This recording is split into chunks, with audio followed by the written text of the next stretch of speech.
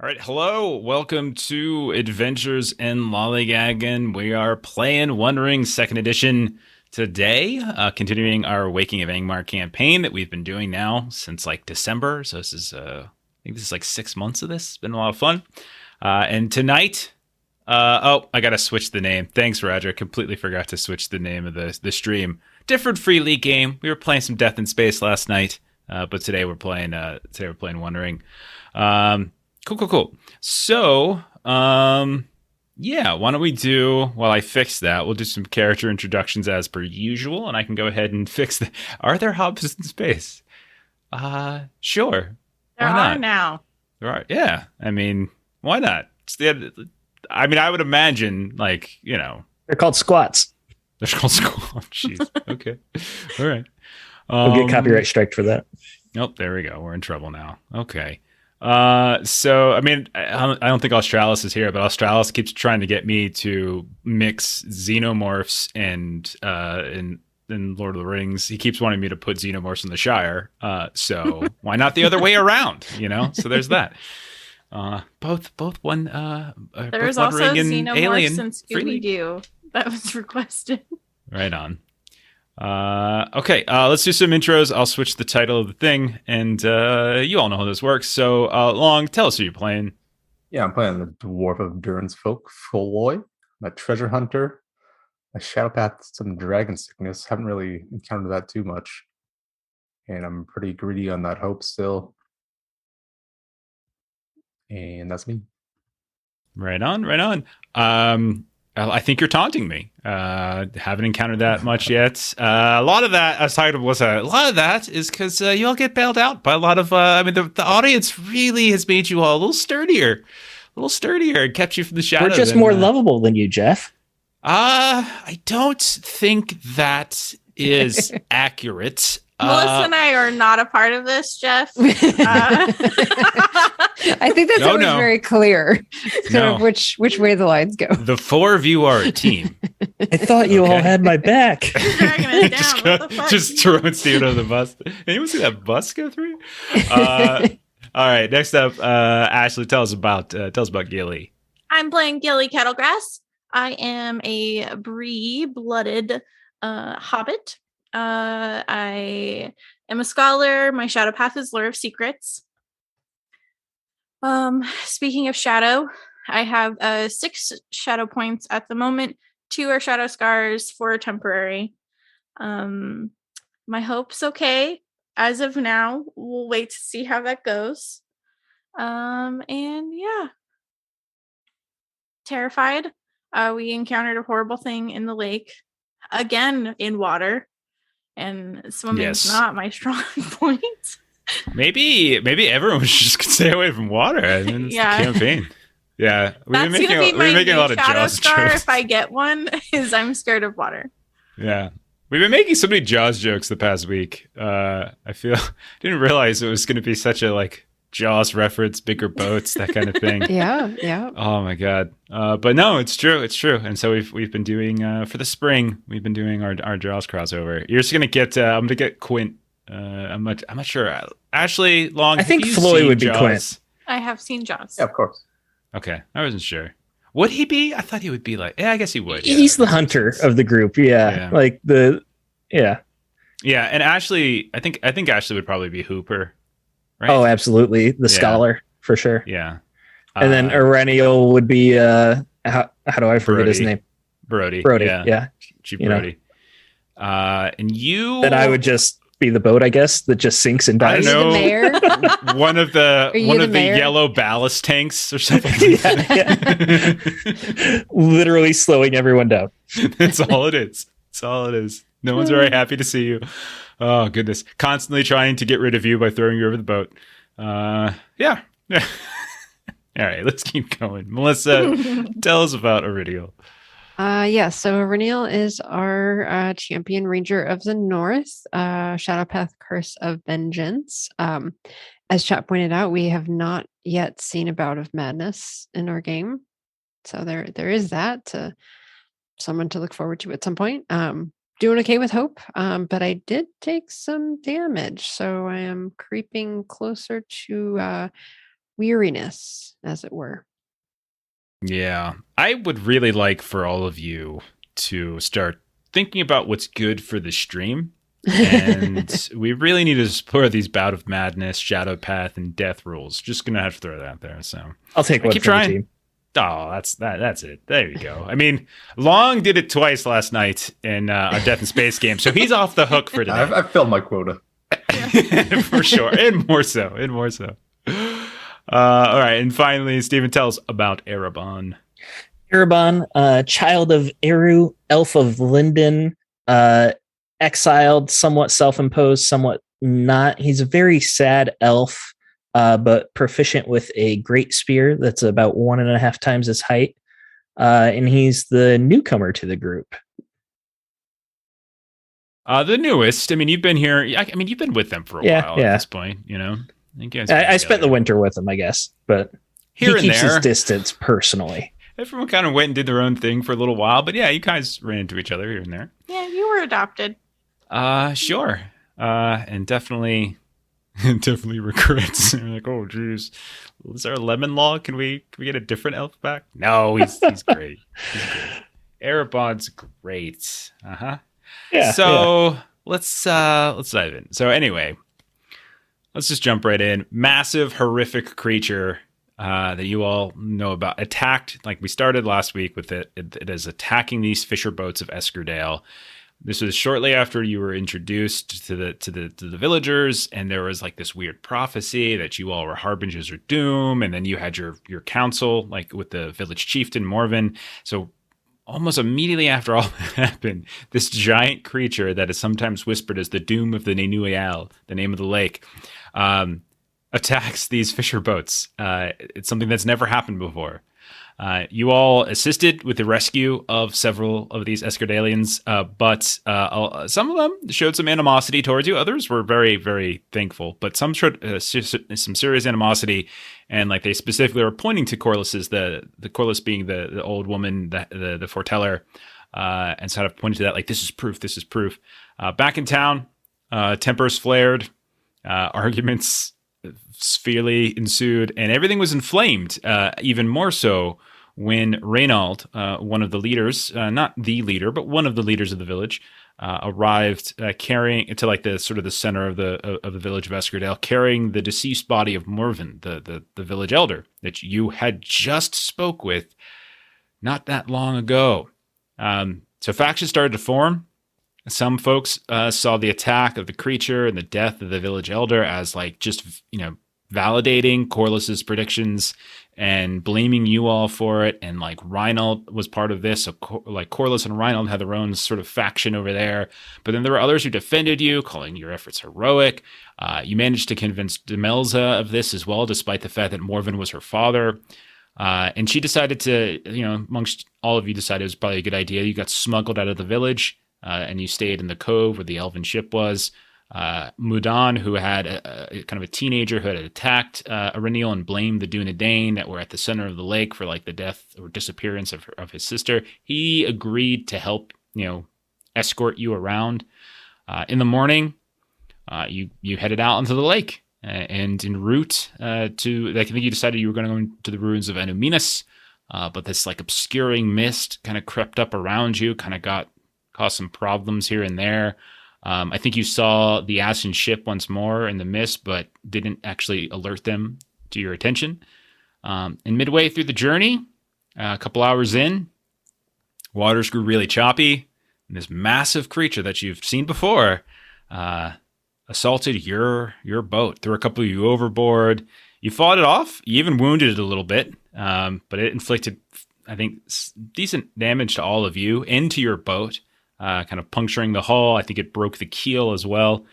And you all kind of limped away as this thing dove back down into the deep waters. You managed to work towards one of the islands in the Shadow Isles, the Shadow Islets, I should say, in the middle of the lake, which you can see on the screen now. This is from the new book, Ruins of the Lost Realm. We're going to sort of be using this. And we're going to start right there. So you all have...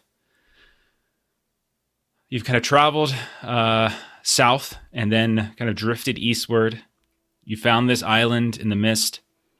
You kind of curved around it along the western coast down through the south. You saw that rocky island to the southwest. If you're looking at the screen, you saw that weird, almost like natural lighthouse to the east, like peeking above the mist.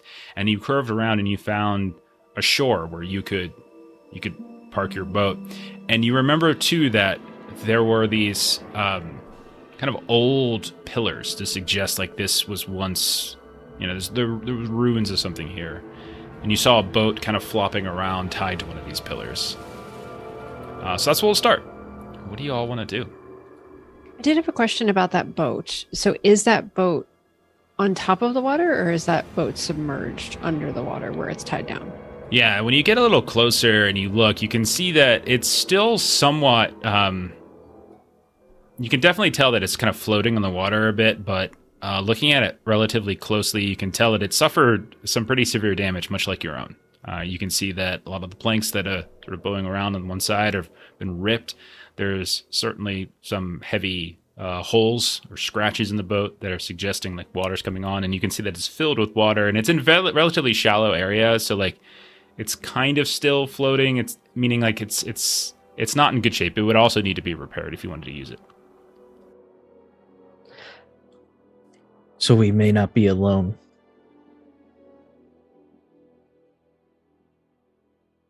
That is true. I mean, these are the Flare. islands where your people were supposed to be at, right? Is that a yes? This is where... I don't think so. The Rangers weren't supposed to be here. Mudan says, who's still with you and panting and looking very frightened. Again, he's a teenage boy. Handled things a little better than Erebon, I think. But hey, he's a real jerk. He's a real jerk. Is he? He's like 16. His sister's missing. He has no parents. And yeah. Okay. Anyway, he says, it is possible.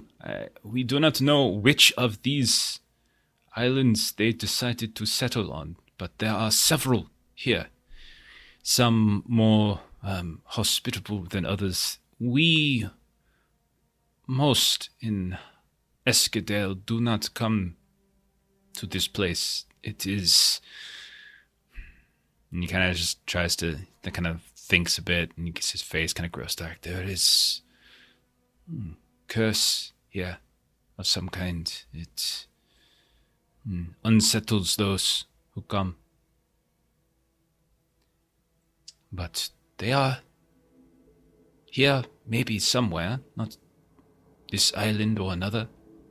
I am not sure. So there always seems to be a little bit of truth in curses and folk tales. What exactly? It just unsettles, or? What I know is there were people here long ago, before me, long ago, and they are not here no more. And much like the ruins on the south side of the lake, something befell them, caused them to fall to ruin. And here, much the same.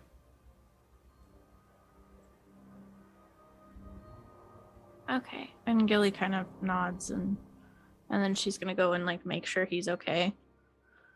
Do kind of like the motherly thing where she like is like checking, making sure no scrapes or anything too bad. No, stop it. I am fine. We did warn that we would help look after you, and so I'm just trying to. That was horrific. You did great. I'm so proud of you. You handled that fantastically. But that was terrifying. Thank you. Modan, how much work will it take to make this boat seaworthy again? We must. Are you capable of doing this yourself? I could. What? Yes. I can lend them a hand. You guys get comfortable. Have a look around. We'll be here a bit. I trust your craftsmanship to make something here lake-worthy for us. Yes. This ship needs to be patched. It will not be as good as if it were properly built, but we could make it functional at least, so we do not sink. Jeff, in terms of scale, is there anything that a Renial would be able to do to, like, get to other isles, or would that require a boat? Like, is this? It would like, require I'm just a boat. trying to get us. Okay. You could swim. I mean, they're swimmable. Like, Okay. but it's a ways. Like, but it would be a decent swim. I would say like nothing is probably beyond you all in terms of like. As long as you're not, I would say, like, if you're trying to swim around in, like, heavy mail, stuff, that might not make a whole lot of sense. But, like, you could potentially swim to these other places. You could try to boat to these other places, yeah. Okay. And then another kind of a scale question, kind of given the size of, like, the creature, does it seem possible for the creature to be like weaving in and around this little isle area? Or might we think we have a little bit of safety here that it couldn't actually kind of fit in this area? You would probably conclude looking, I mean, the water between these islets, because you did pass through that kind of western channel between the the rocky cross-shaped island to the south and the one that you're on as well. Water was still deep as long as you stayed away from shore, so it's certainly possible that the creature could swim around here just fine. And you also saw that the creature had claws, so it actually had legs as well. It wasn't pure fish. So the possibility exists it could go on land. Well, that's even more terrifying. Mm-hmm. Okay. So Irviniel will kind of turn to Floy and just say, are you planning to get started on this boat project right away? Yeah, I'll drag the boat onto shore, flip it over. Okay. Get working on it. Taking a look at it, you're going to need some, replacement boards and stuff. You're going to need something. There's a boat right next to us. I can pull that one onto. So you pull that one out too, and you can see that between the two of them, this one that's been here is sort of been flopped down into the water. It's not in some ways it's in better condition than yours in the sense that at least the keel is intact, but like in other ways you can see that there's far more breaches in the hull, so the water was kind of coming in much more easily. So between the two, it's going to take some time though, like to do this. Like this isn't a gig that takes like 10, 20 minutes. It's going to take like hours. It's probably a day's worth of repairs that need to be done. Yeah, I'll look fine. I'll just work on as much as I can. Okay. Irviniel will turn to Erebon and Gilly. Were you going to help with the boat repairs? I thought I might do some searching around the island and just see what is here to be found and perhaps gather up some extra wood for Floy if he needs it. I'm afraid I know very little about the crafting and repair of vessels. I can assist.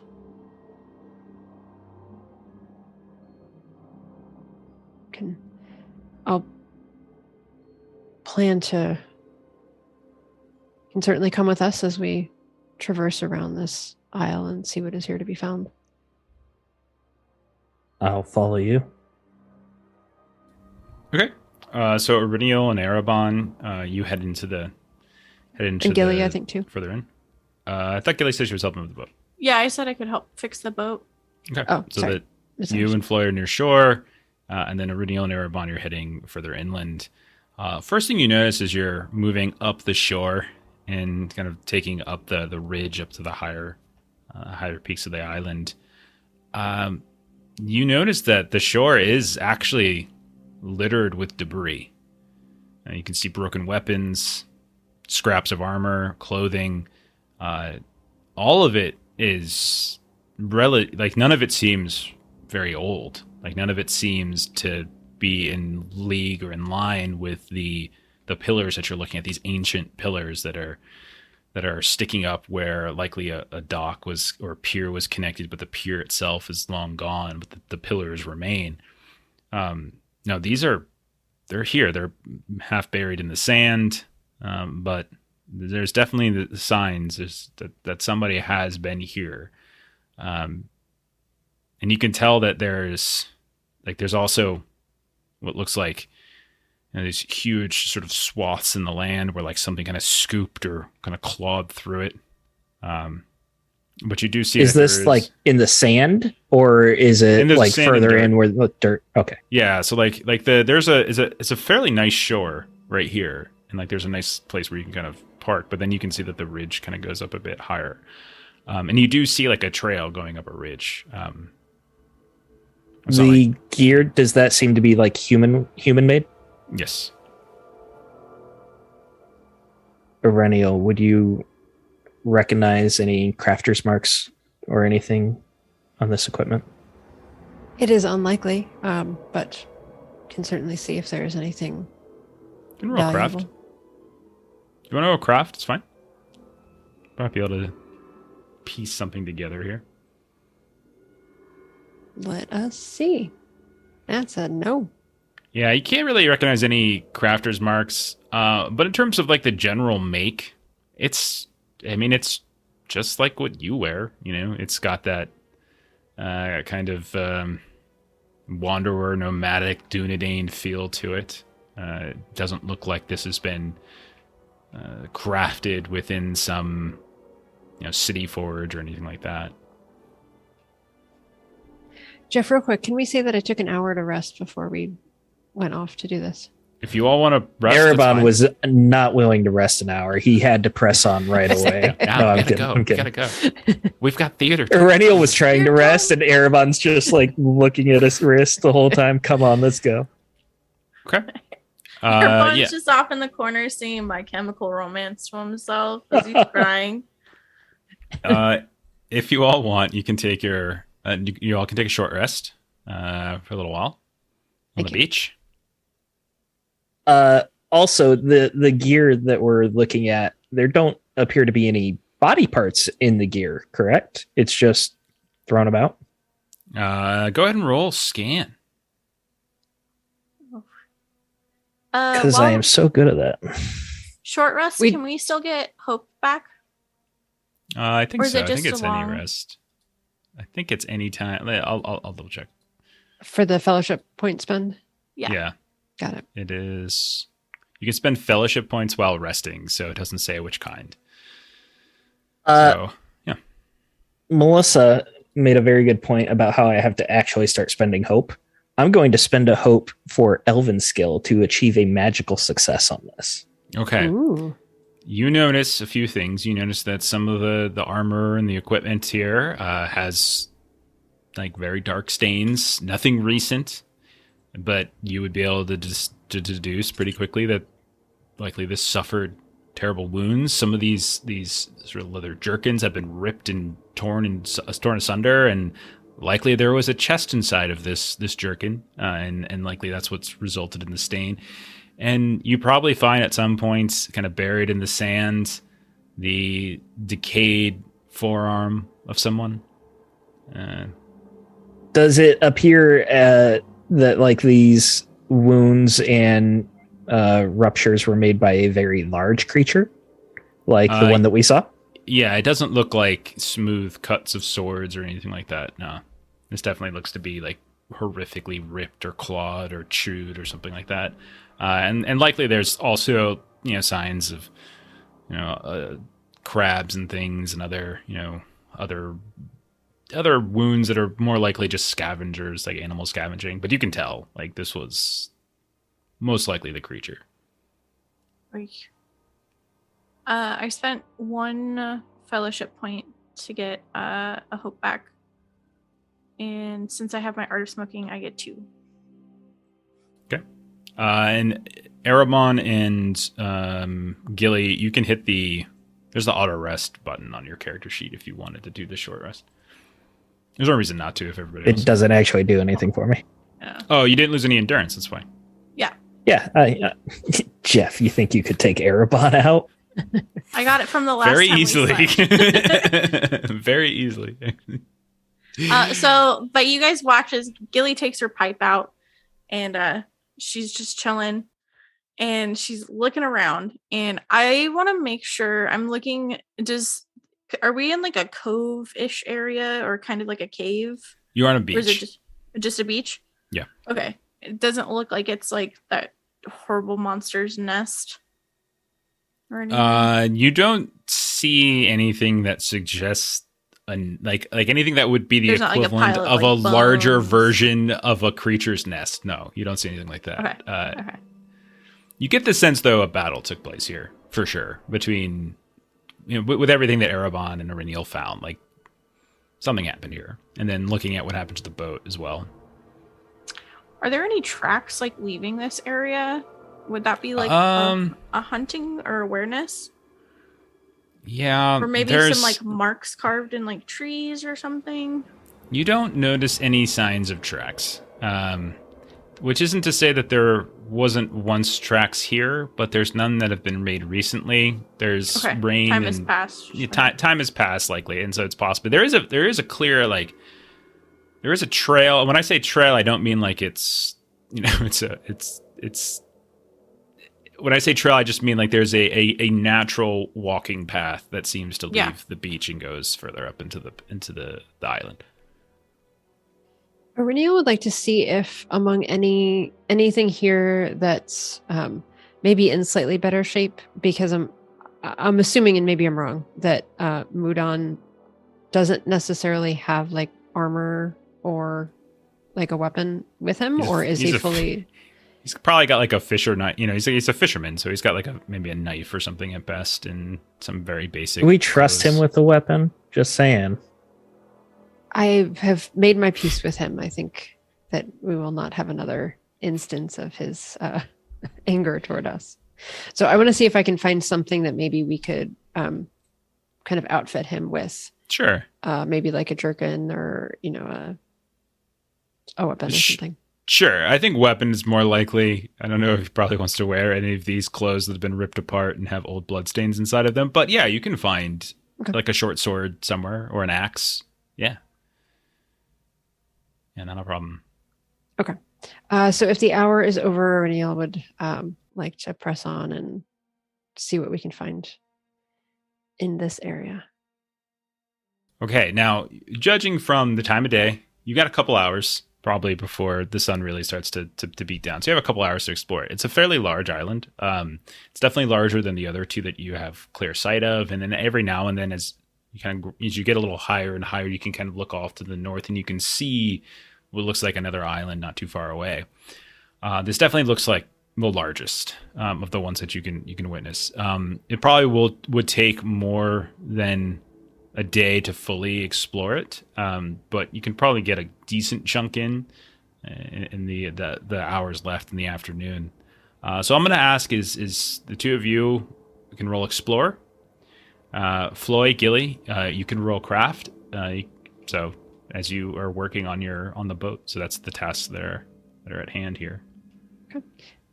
And we do actually have some leftover D6s from last week if needed. Of course you do. It doesn't help. I rolled so poorly. You really did. Okay. Just a regular success there, Floy? Yeah. No help from Gilly, unfortunately. I failed. Okay. Reniel succeeded.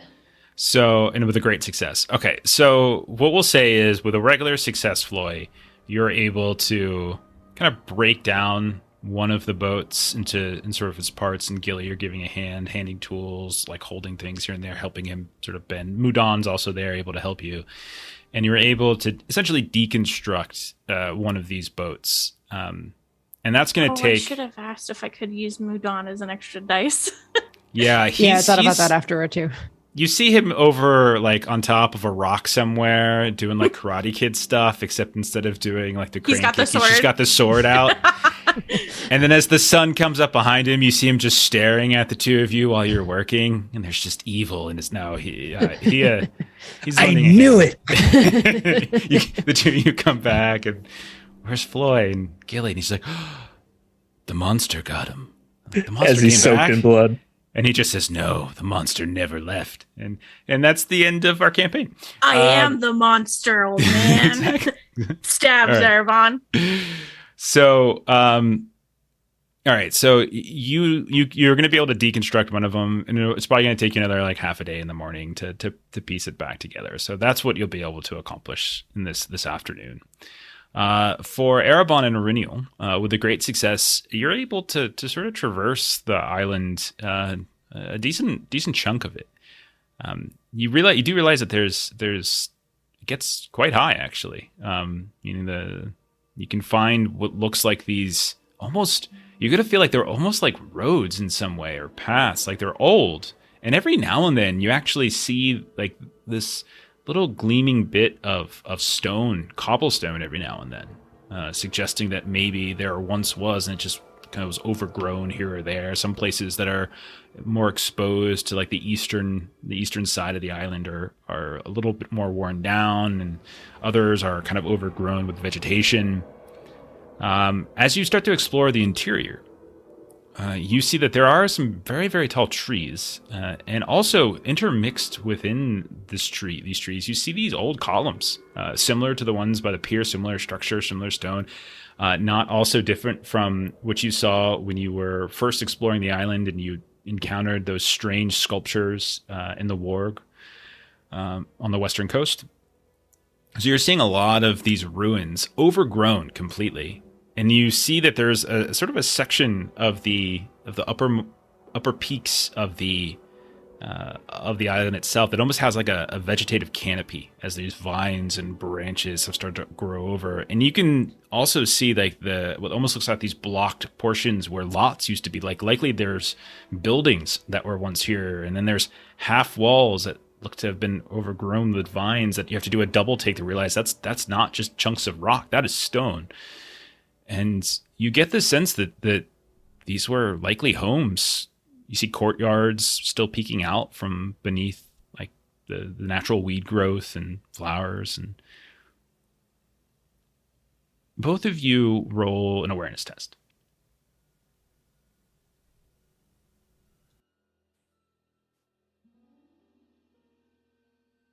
The dice are cold tonight. And Reneo got a great success. Are you weary, Okay.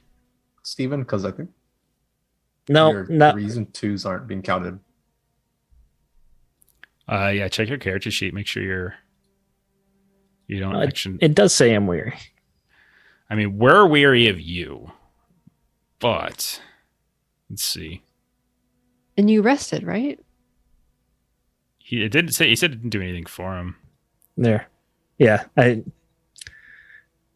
I still would have missed, so it doesn't matter. I would have been a 12 instead of I needed a 14. What's your total load right now?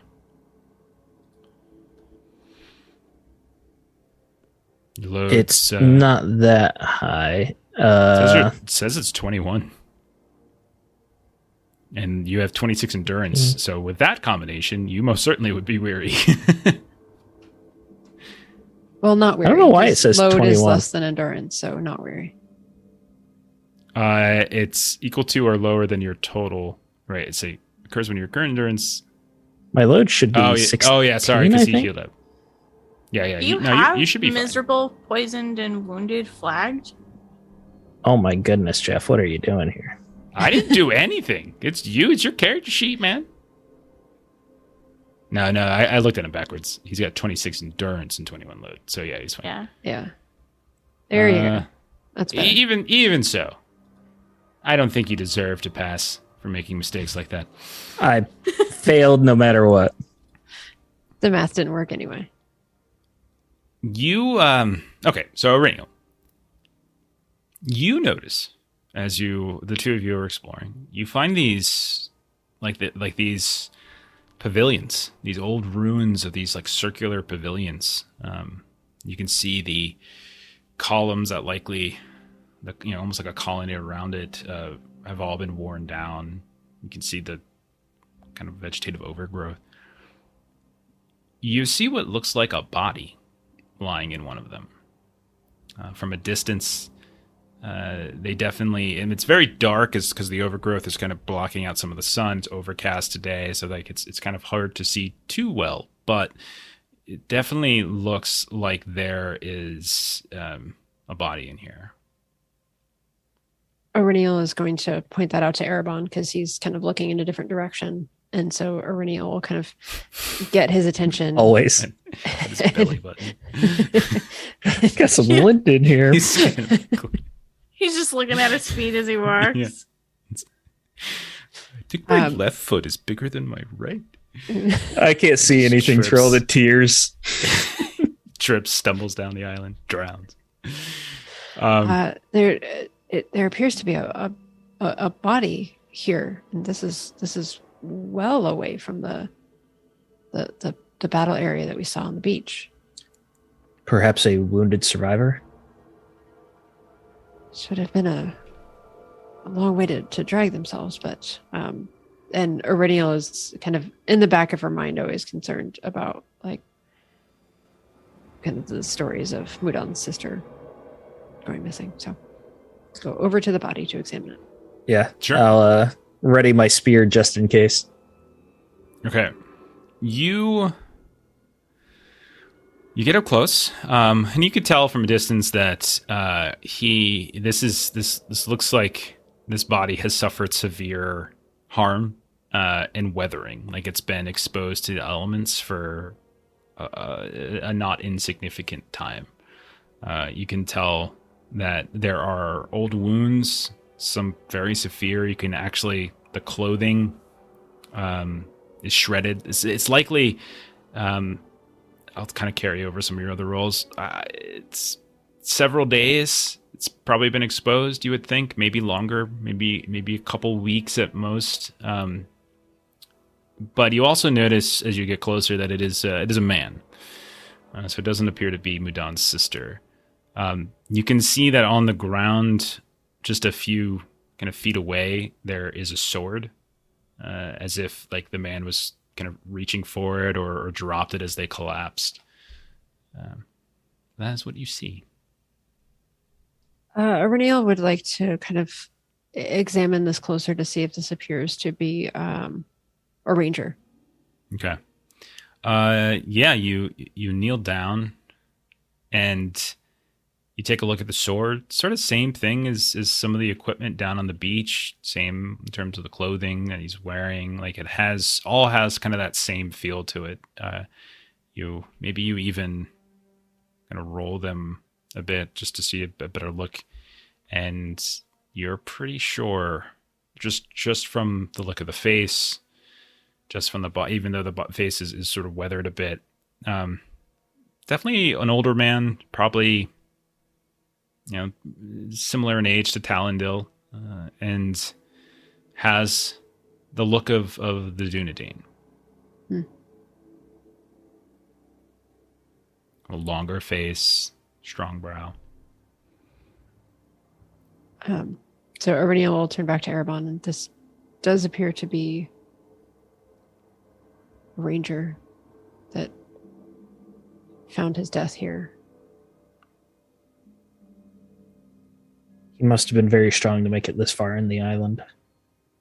Would you like to help set his body to rest? Indeed, we should. Is it a rocky area? Like, could we build a cairn? You could find that, sure. And sorry if I missed this. Did you indicate a particular wound on his body? Several wounds. Okay. Yeah, several wounds. Like he said, but much like Erebon found down by the beach, none of them look to be. It doesn't look like swords. It looks more like animal attacks. All right, then we will commence with laying him to rest. The good news is that if one of your people was able to make it this far, there could be more. And I was just thinking, I wonder why this direction. Fleeing being an obvious reason, but I wonder if there's something else in this direction, potentially more, or a camp or something.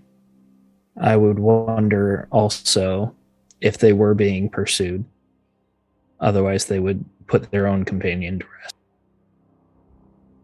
Indeed, that is a good point. But this all assumes that there would be more survivors as well. As you go to move him, take a foot, legs, arms, whatever. You get the two of you very gently, respectively, try to move him off this platform. You hear the sounds of some kind of strange voice shifting around. You watch as the darkness, like in this area in between the vegetation, seems to spin and whirl, and you see this figure form out of this slightly illuminated kind of greenish glow, and it looks like this dead visage of likely a man, hunched but tall. You can see face long, crooked, eyes kind of sallow and deep back, and they have like the visage itself is just horrific. The clothing just kind of blends together as the shadow and this mist begins to move, and you just hear no. Both of you, I let go. both of you, go ahead and make a valor test. I'm gonna take one of our success for that. Can I spend a hope for a magical success? I will take a die as well. Okay. Success for Reniel. All right. Erebon, take a shadow point with your fail, as this wraith-like spirit with some kind of tunic that just disappears into mistiness, and you got to pull the body off, and he just kind of lunges towards. What do you want to do? I step away from the body and I ready my spear.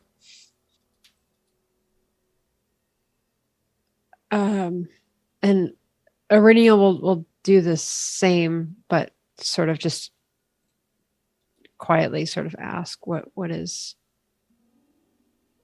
kind of a why, basically. Okay. I'll bring you over to, you can see a little bit more of what it is.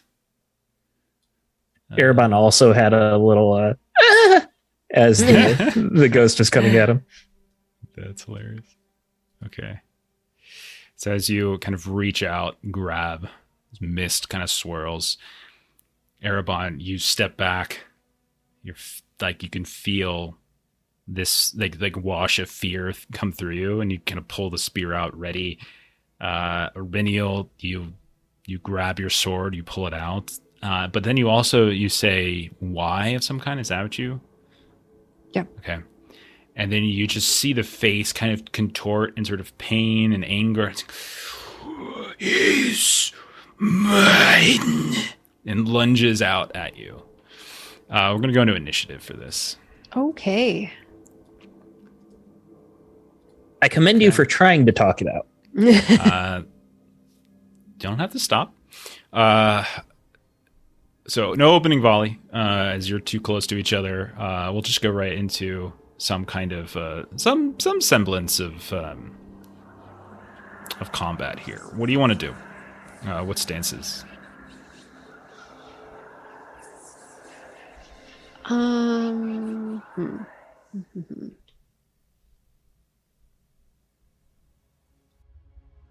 Suddenly, I can't get my stance to change. Yeah, I can't either. It's It's not letting me pick a stance. Oh, it's because I didn't hit the opening volley thing. Okay, you should be able to do it now. There we go.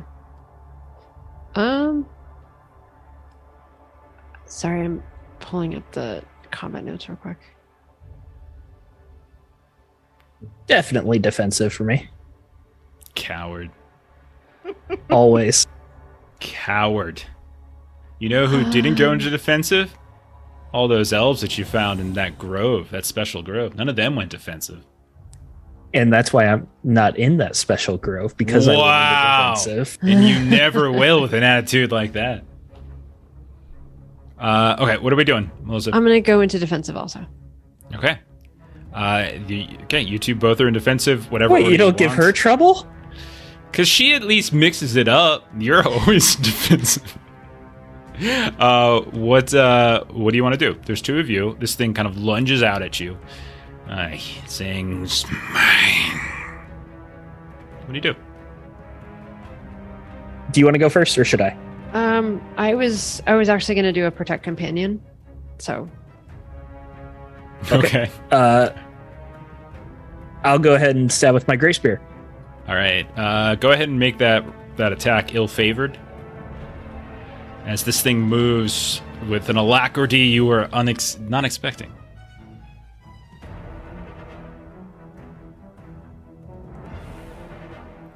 So you lunge Dice are out. cold tonight. You lunge out with a spear, and you see as this figure, part corporeal, part incorporeal, shifts and just moves past and lunges and kind of tries to sort of rake what looks like some kind of blade that just this ancient kind of glowing blade that it just kind of rake down your chest. Since you are doing you're doing defend companion, is that what you're doing, Ireneo? correct. Okay, you got to roll. I can't remember. Do you have to roll anything for Battle. that? Yeah, go for it and roll that battle. Okay.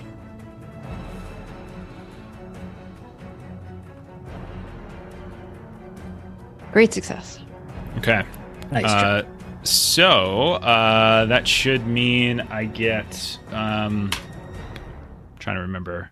So walk on a us- successful roll, the next attack aimed at the protected player loses 1 dice plus another dice for each success icon your roll produced.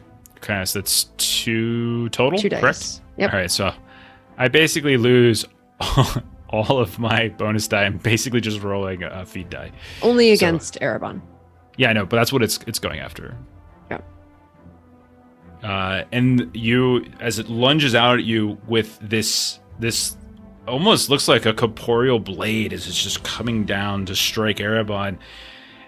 Erebon, you've kind of left yourself exposed as you've lunged forward, but then you see like Ireneal's sword lunges forward, like right across your brow, and catches it as you hear ting, as her blade just manages to parry away this creature's attack on you.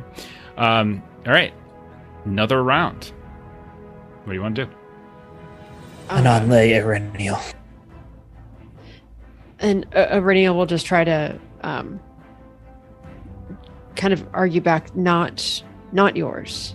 He is ours. Okay. If this is Staying in flavor, just defensive. make it flavor. Yeah, it's if just you wanted flavor. to. Okay, so if you wanted to roll some kind of check, then we could do that instead. Yeah, like I'm trying to figure out how naive I would be to think that I could intimidate foe.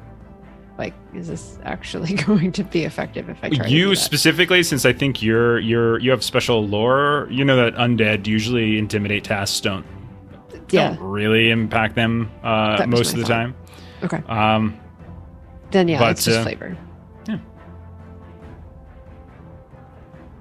So yeah, then go ahead. Erebon's intimidated, if it makes you feel better.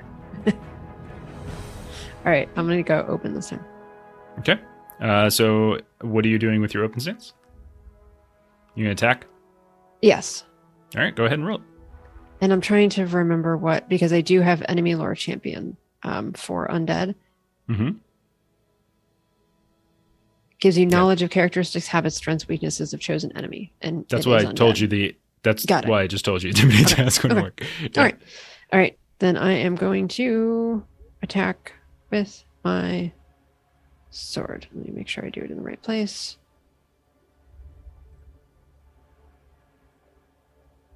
And I need to select it first. There we go. Selected. Now I can short sword. I'm going to take one of these. And oh my gosh. Oh Okay. my gosh. That's a fail. So you swing out and it just shifts back, like pushes back, and you swing like horizontal strike, and like it creates like a C out of its body, and you hear it just kind of hiss and says, "No, I have not stayed here forever to see this one leave as well." and then just reaches and lunges out at you again. Erebon, what do you want to do? I am going to stab with my great spear, and I'm going to use one of the dice from our very kind Farco Dev. Am I still ill-favored? No, I won't use it this time.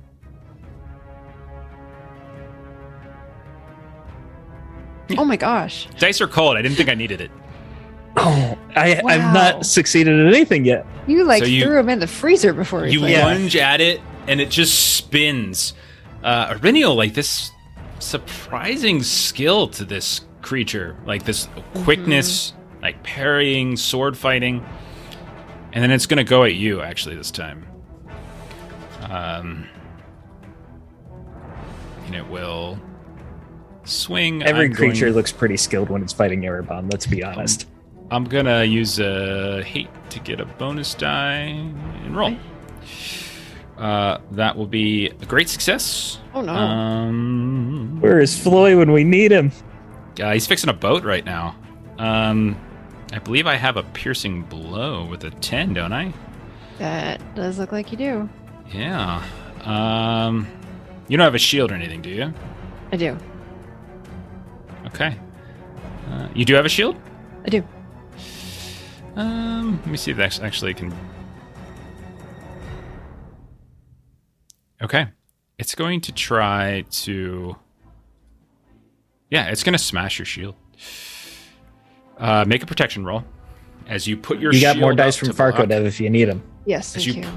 as it spins Oh, around, goodness. and with this sudden like hack in your direction, you hold up your shield, and it just smashes through it. Your shield ruptures and explodes, falls in pieces to the ground, and you feel your arm just shudder with pain, and the blade continues to cut through it, nearly ripping it in half, but you manage to at least use like your bracer to kind of protect your arm from further harm. Okay. So is my buckler broken? It is broken. Right.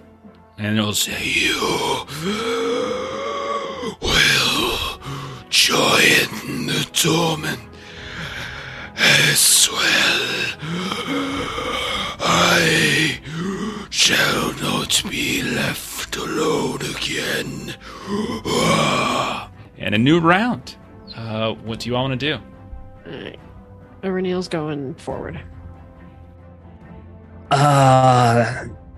Erebon is going to see Aurenial take that big hit. She's going forward, so Erebon will as well. Okay. You both are in a forward stance. Go right ahead. I'm going to go first if you don't mind. Go ahead. I'm going to see him slice at you. Your buckler's gone. And just in a fit of anger, am going to lunge forward, gripping my spear as best as I possibly can, really going for the torso of this guy. I'm going to use a couple dice from Farco Dev as well. Am I ill-favored again? No, he's going to let you go. And we do also have fellowship points that can be spent to make the roll favored. Yeah, Twitch, he's got some I'm not severe going to do that asthma. yet, though. Come on now. Success. Just a Just measly barely, success. Wow, man. Barely, they really though. don't like Oh you. my So God. many You ones. barely scratched So him. many ones. As you lunge the spear in, and you can kind of feel it eventually find purchase. It kind of it goes in through like the outer kind of ethereal shell of this thing before it actually finds some kind of physical form. Aurenial, your turn. All right, I am going to take one of our fellowship points to make this favored. I will go ahead and say make that ill-favored, so you can cancel them out, as it moves much more quickly than you would give it credit for. It has snake-like speed. You jerk. All right, and I'm going Both to using resources. Yeah, No, we no, are. no. Yep, we You're are. fine. All right, I'm going to do another one of these, and let's roll this. Oh my gosh! All hail. our Lord and Savior Sauron. Yes, that did That is a it. failure. That took away the other D12 there. Okay. Oh, this is gonna hurt. So you lunge forward. You stumble. And you can see you nearly kind of fall down through the irregular stone of the platform. The creature spins and turns like with just frightening speed. Says, and like you hear it kind of sort of lash out with its words as the blade comes through as well. For years, I have been alone, no longer. And it kind of cuts through you. I'll just do straight up. I won't do anything. Or this is again on a Renial. Okay. I did poke him though. Oh my gosh. Oh, I have Sauron for you. All hair, I have Sauron, Sauron. Goodness. All hair, I'll learn Savior Sauron. 5 points I'm of damage. taking one of these. Protection roll. Protection, yeah. I also forgot something, by the way. On the last... go ahead. You're going to have to do this twice. Once for last round, once for this round. You're going to have to make a roll for me as it talks and as it sort of like lunges at you with this great offensive, this huge speed. It's sort of trying to sort of worm its way into your mind as much as it's trying to attack you. It's kind of scary, actually. You're going to have to make a shadow test. Valor, roll 2 times. Once for the first attack, the first time you took damage, and now for the second. And it says you should be weary, so please mark yourself weary. Yeah, and I'm trying to figure this out because my load was 16. Okay. And then when I took off my helm, it's not dropping my load to 15. Because I'm trying to drop the helm so that I am not weary, and it doesn't seem to be. Okay. Well, I mean, affecting it. you're trying to get down to 15 with it? Is that what you're trying to do? Yeah, because I was at 16 with the helm, so if I Did drop you- the helm, I should be down did to you- 15. Did you click on the dropped button? I'm looking at your sheet. There's no check in the dropped column. I unequipped it, though. I know, but you need to click on the dropped column. It does the same thing. Oh, no, but it drop does. the load. It, Okay. Exactly. All right. You actually have to click where it says dropped. Okay, Got it, so you're no longer weary. However, roll a valor for the first time you took damage. All right. All right. I'm going to spend one of these.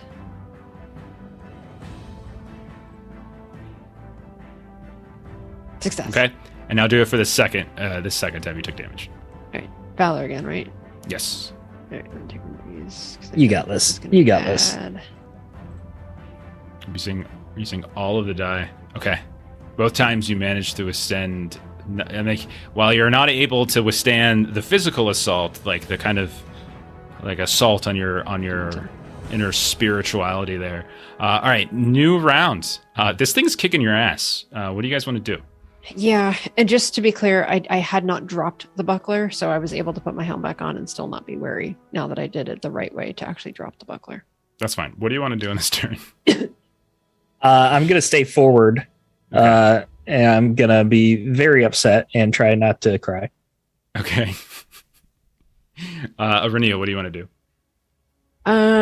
Reniel wants to. I'm going to go to open and try to do rally comrades. Okay. He does. So Erebon's in forward stance, so Erebon goes first. Erebon's so just that's not going to help him. It'll help him on the next round if you guys are still fighting. Erebon's gonna just start yelling, "No!" And you are gonna see tears streaming down, and he's gonna lunge forward with the spear again. How many dice do we have left? 4.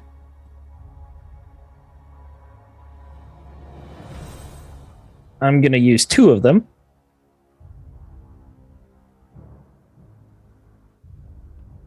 Okay, that is a hit. There we go. All right. Another huge hit for 5 whole damage. Man, wasting all these dice. I feel so bad. 5 whole damage. Like 5 I can't whole even get a damage? piercing. I got No. I got 6 dice there. 5. Oh my goodness. 5. Oh yeah, it is just 5 damage. Like maybe 15. No, it's just 5. Yeah, you lunge as it kind of reaches out, slashes to the Aurinial. You whirl around behind its back, and you jam the spear into it. Aurinial, go ahead, do the Rally Comrades roll. All right, so I'm spending a fellowship point to do an Enhearten roll at advantage. I'm not going to take one. Change my mind. Hopefully this works. Success. Okay. So then next round, that will take effect. So you have to be in forward next time, Erebon. Copy that. You get an extra dice. Okay. He will go ahead and whirl on Erebon then. So I'm going to move this around a little bit so we actually sort of see what it's been like. It's kind of like that. So he's going to whirl around, and instead of attacking Aurinial this time, it's going to go after the one who's stabbing him in the back like a cowardly elf.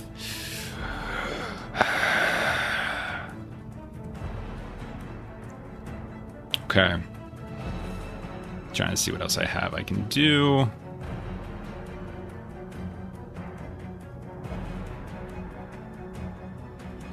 Okay. So he turns around, like eyes, sort of like this dark pools of black. Time has taken everything from me. You will not take any more. And he whirls back around to fight you, swinging his sword. Erebon, I will burn a hate to get a bonus die. That'll be a hit. I will do 7 points. So I'll just do a heavy blow. Take 11 points of damage. That's more damage than I've done to him this whole time. I was going to say that, Oh, but you hit it wow. first. Okay. Now you should I'm be weary. Oh, We go around to a new round. What would you two like to do as this single thing is kicking your asses? Aurinial wants to give it one more go in forward. I'm staying forward for the bonus die. Okay. Go ahead. Archetype, thank you very much. You guys can spend hope too. We're in combat. Uh, wait, you fellowship can't points. spend for Fellowship. fellowship, yeah. Yeah. How many I've fellowship points do we done have it left? Twice. 4. Gila used 1, I think, for resting. We have 3. Okay. 3, okay. All right. Erebon should be weary. Go ahead and mark weary so we don't get the warning message over and over again. And okay. Go ahead. Do your thing. Let's see. I will go ahead and use snake-like speed on Aurinial. I'll let Erebon go through because he doesn't really do much damage. Thanks for that. You've got this. Are you going to spend a fellowship point? Yeah, I'm gonna I'm gonna just rip off my helmet. Okay. Hair flowing in the breeze all of a sudden. Sorry, guys. Those of you on the beach, they decided to explore without you. We're having a grand old time Yeah, I'm just building this asking boat. Gilly for hammer. Quick Yeah. cut. Ding, Pipe. ding. My shoot's going unresponsive here. I can't get it to Mudan doing his drop my helmet. measurements.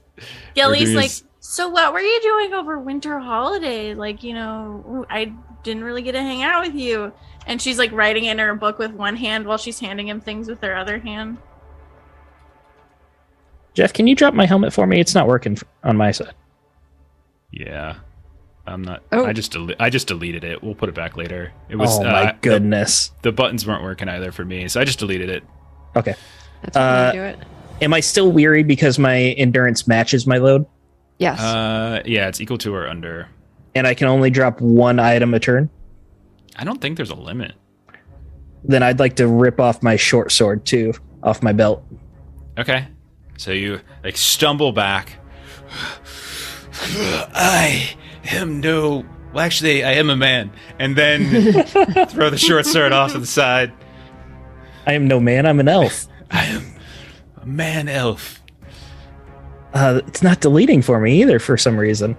Okay, anyways. Then I will stab with my spear. Did you take any fellowship or? I extra? will spend a fellowship to make it favored. Okay. I want an eye siren so bad right now. That'd be hilarious. I'll get two. And I'm going to use the 2 dice from Farco Dev because I got to do something here. Okay. Knock on wood. This is really funny. There we go. There we go. It's a there Gandalf. we go. All right. And a couple extra successes. So it's already Sweet. piercing because I got Gandalf, Yep. right? Yep. That's true. So then I will go ahead and add 2 heavy blows to it. There Okay. we go. Thank you, Farco Dev. Thank you, fellowship points. 19 damage. Okay. Wow.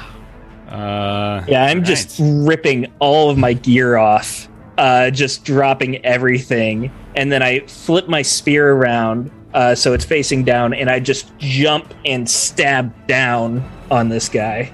All right. Let me roll its protection test. Let's see.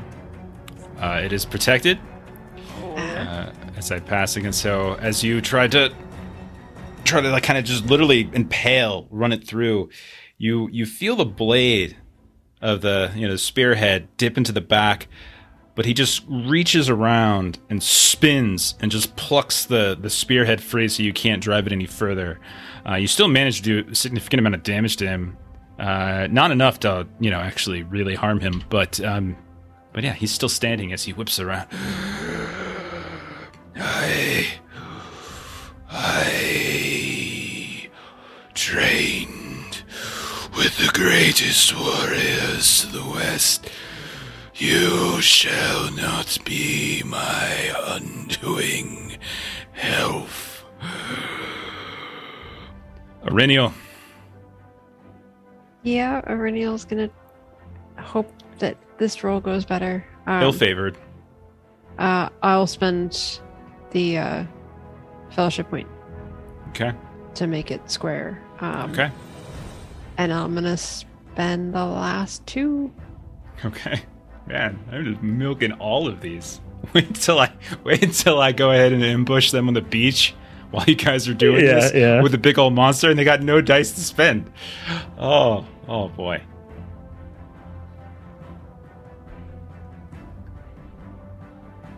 Oh, by the way, I needed Erebon to make a Valor test for the attack before. You took damage last round. And Okay. I don't have any dice to spend on it. It's a shame.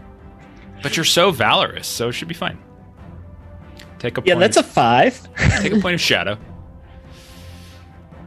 All right. So on mine, I got a 10, so it's automatically piercing. So I'm Sure. going to do the heavy blow.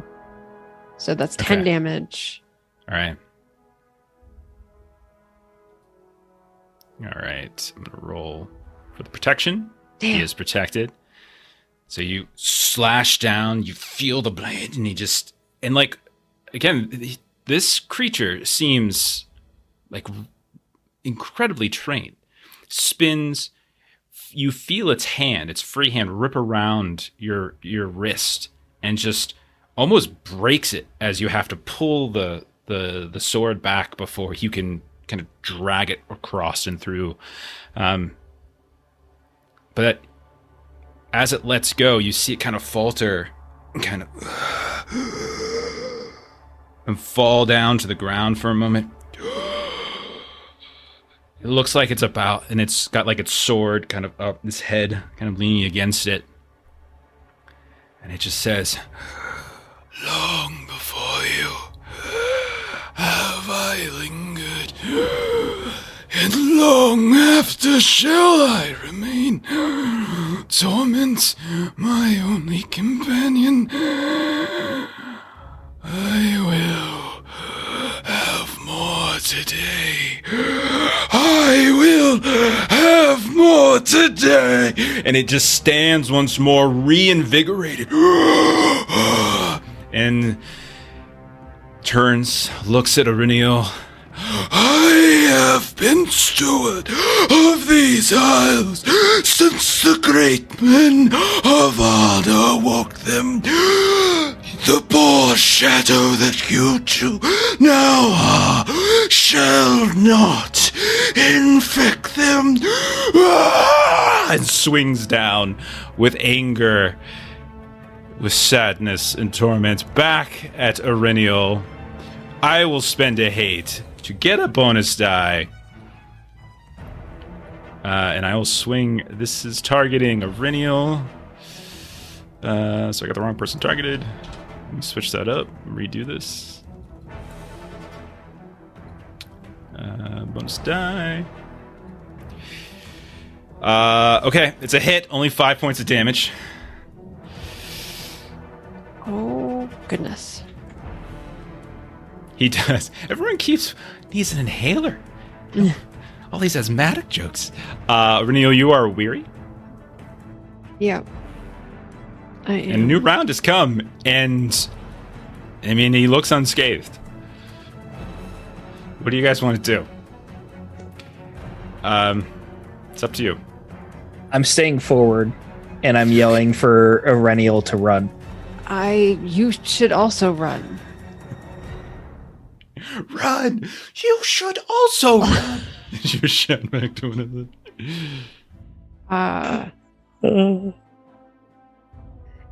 Auriniel, run! Run now! So I'm putting myself in range because I will be running.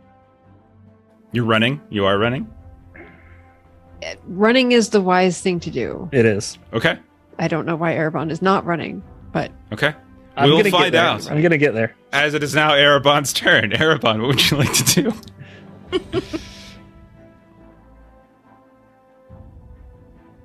I'm just yelling over and over for Auriniel to run, and I'm gonna stab with my spear again.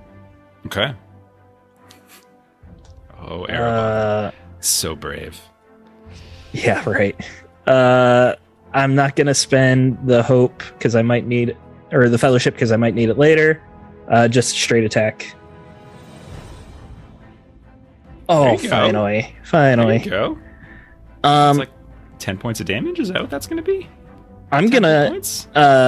turn that into a piercing. You can get there? Yeah, I got a 7, and I add 3 to it, and I only need a 9 with my keen spear. Oh, okay. It's okay. All right. One sec.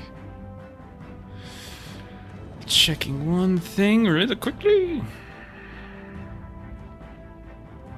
Yeah, you are using spears. Get that +3. It's good. All right. I'll make its protection test. Still protected. Makes the roll. All hail. It was worth a shot. Worth a shot. Lord and Savior. Now you are alone with it. Okay, so I'm right where I want him. Auriniel, like the cowardly ranger of the north that she is, What? Uh, What? you're the one. No who cowardice ran. here. No cowardice here.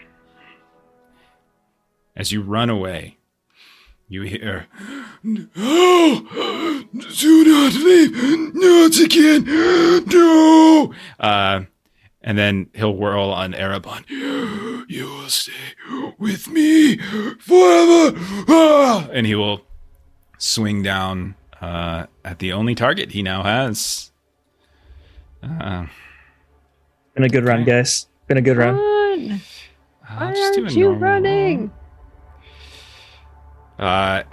Probably thrown a bit by the fact that Auriniel has left. You could see like panic and like fear and it's sort of like this tormented sadness like is just enveloping his voice as Auriniel runs away. Erebon, what do you want to do? Auriniel is out now. Like, she's safe, right? She's gone. Yeah. I'm gonna start running the opposite direction then. Okay. And you run right over a cliff, and at the base of the water, there is the doom of the new. No, yeah, you run the opposite direction, and you just hear, the screaming of "No! Not again! Not again!" And yeah, it doesn't seem to catch you as the two of you split off and go in opposite directions, running and running.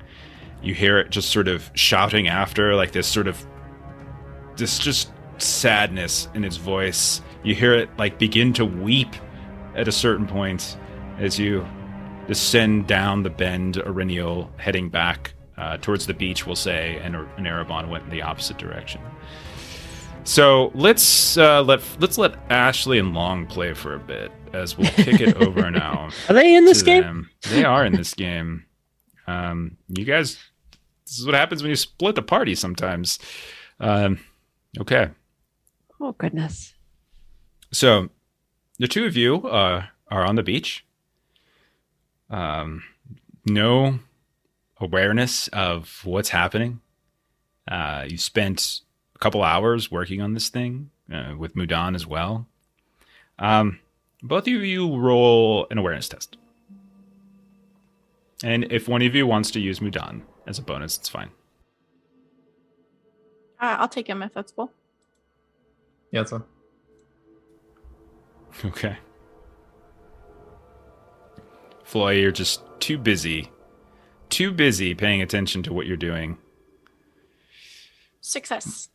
But Gilly, you notice two Gilly's things. still freaked by the water. Mm-hmm. First, you notice at a certain point the waves just kind of lift and just move a little bit more roughly onto the shore. You can see the mist swarm around by the shore itself.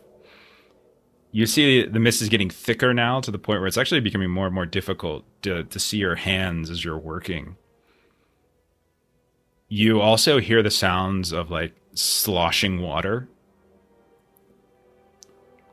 You don't immediately see it, but eventually, like, there's some frothiness to the waves that are now coming in. And this is, again, a relatively placid lake, other than when certain things happen. You also see that kind of tower, that spire in the middle of these islets. At the very top of it, it grows illuminated.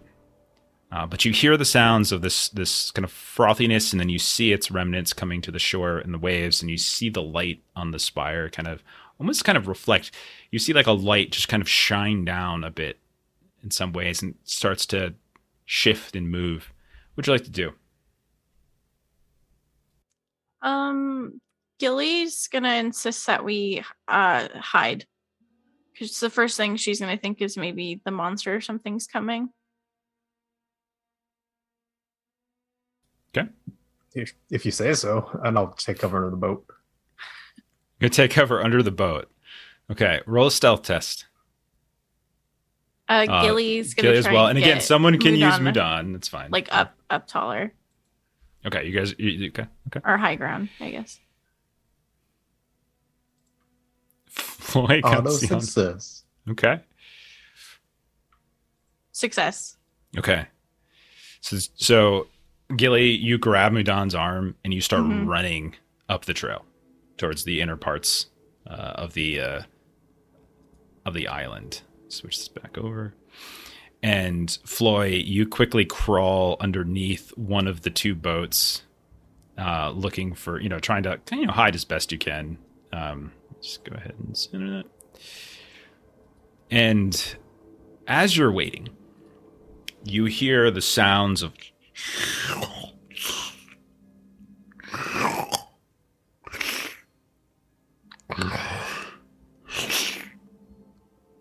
and you feel the earth around you, Floy, just go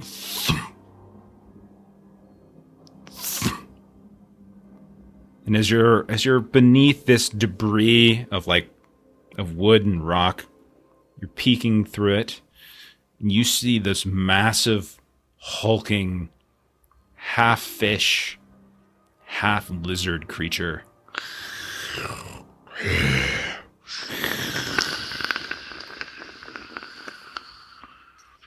Its mouth just drooling and dripping the water from the lake. 12 to 20 eyes all wrapped around like a headband over his forehead and to its side. This long, strange claw that seems to almost be illuminated at the very end. The forearms of this thing, it only has 2 legs. These frontal legs, they're huge and hulking, and like they have the thickness of old oak trees. And the claws, as they grip into the sand, just seem to dig through it. And you can almost hear the sand particles themselves scream in pain. And the backside, it's just this long tail that slithers up out onto the sand like it's a snake. And it's...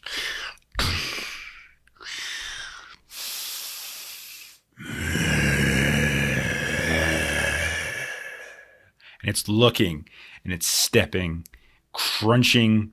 You hear the sounds of like shells and debris just crunch beneath its feet. And it's getting closer to where you're hiding, Floy. And you can then see the dripping of water as it's beginning to fall and flop down on the planks of the boat that you're hiding beneath. And the mixture of saliva and lake water slips and oozes down, drips into your beard and onto your cheek.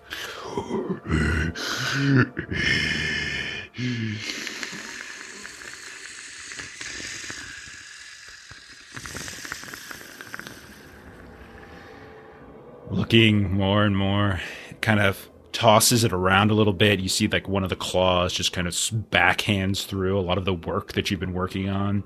The other boat that's still like kind of still got this skeleton to it, like just goes flying all the way over and slops down onto the ground. And it kind of almost like a dog like looks up and starts to move away towards the like further up the shore towards the trail.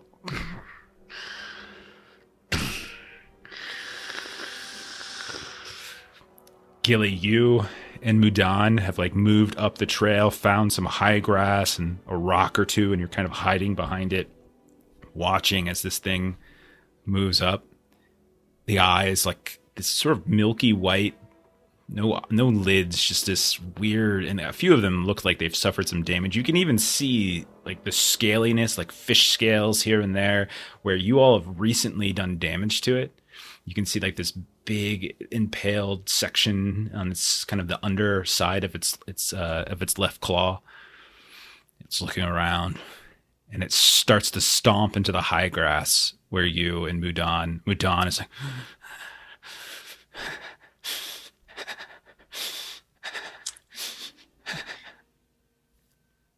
did you do something?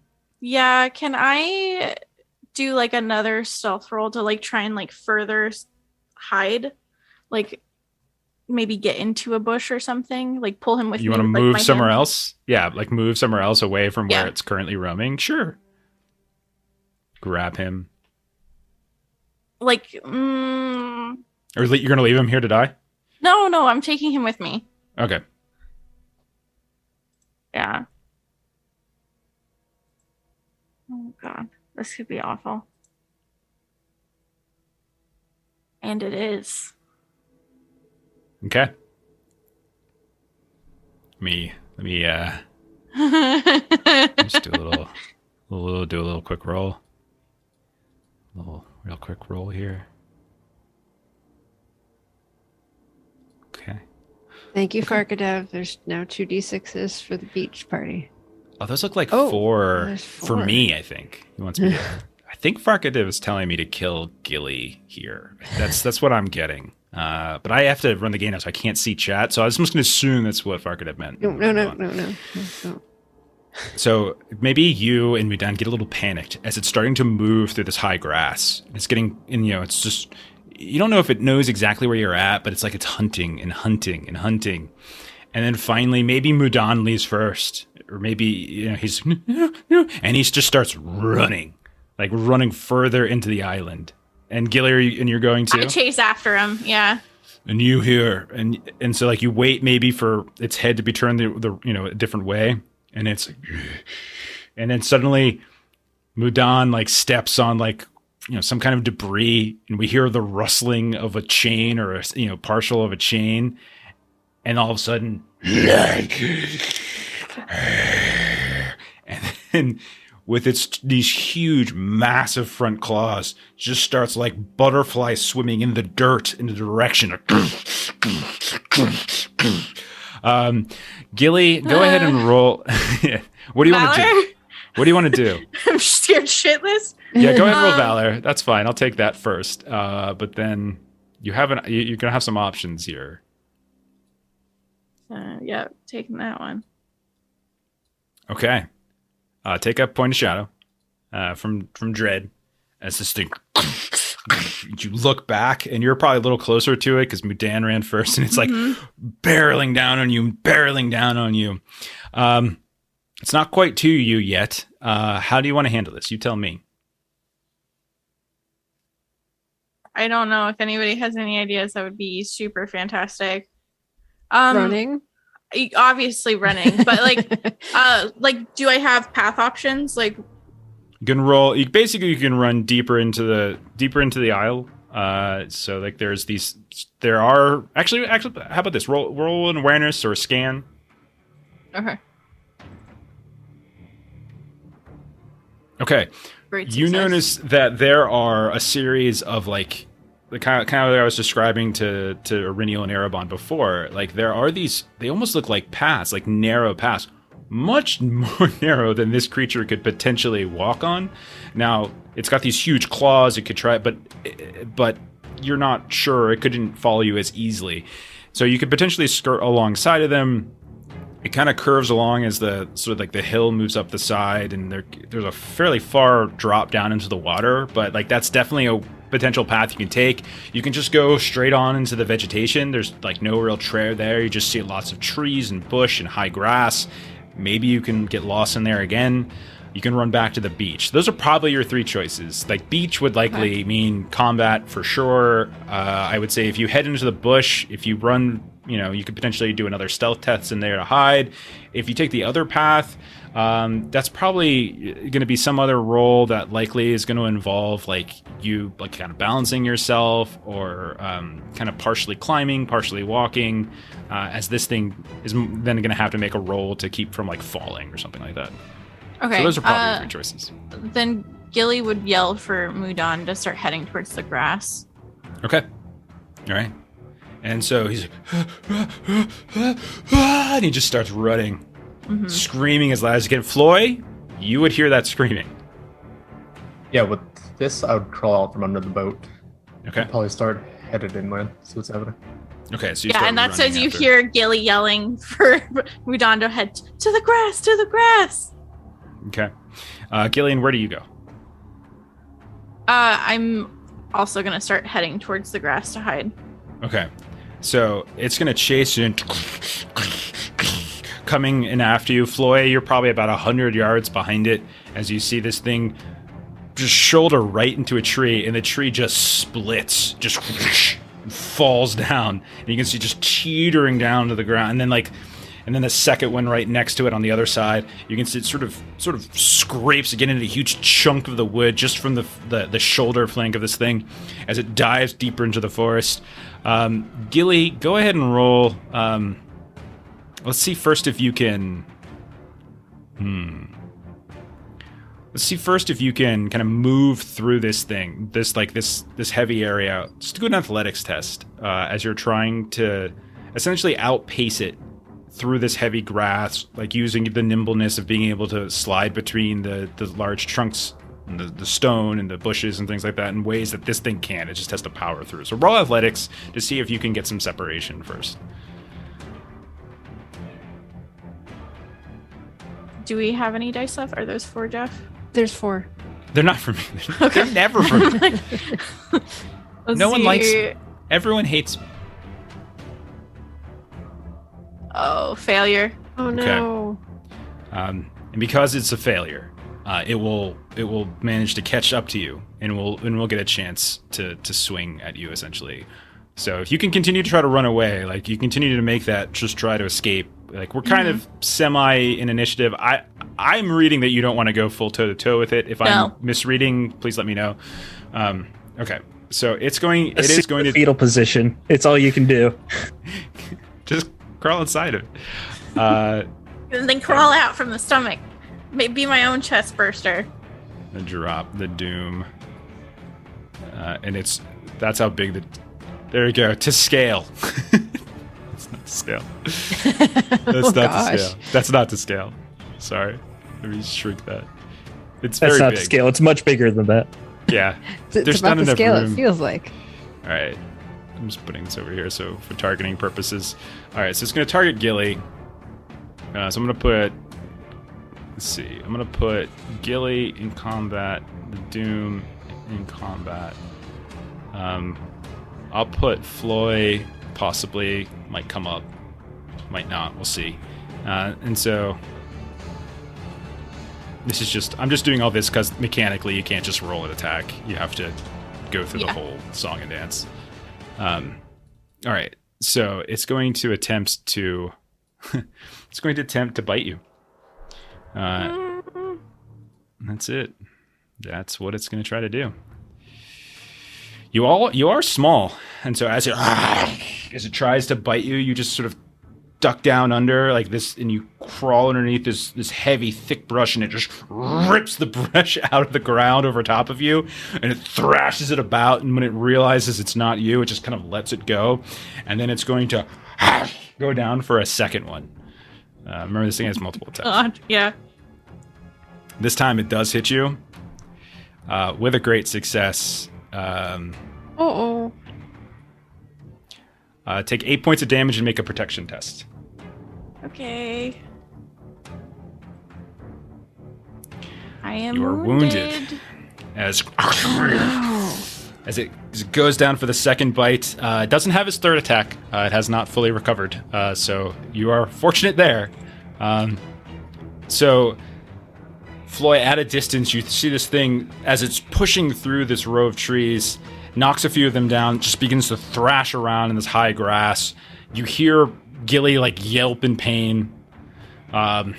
Gilly, what do you want to do? You want to try to run again? I don't. Yeah, I think it's really just about an athletics test at this point, as you're trying to push past this thing and get through the brush and separate yourself from it.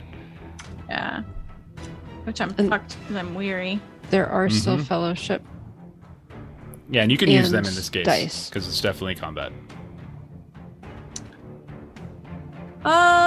Yeah. Okay. So I'm gonna use a fellowship point for my athletics test. Did you guys like how I baited Ashley into doing another stealth test? She had a stealth test. She got really nervous. That's exactly how it works. Is you're hiding, and that's exactly what it feels like in that situation. When you're like, "Oh my god, we're not hiding well enough. We got to go find a better one." So you were playing it so perfectly.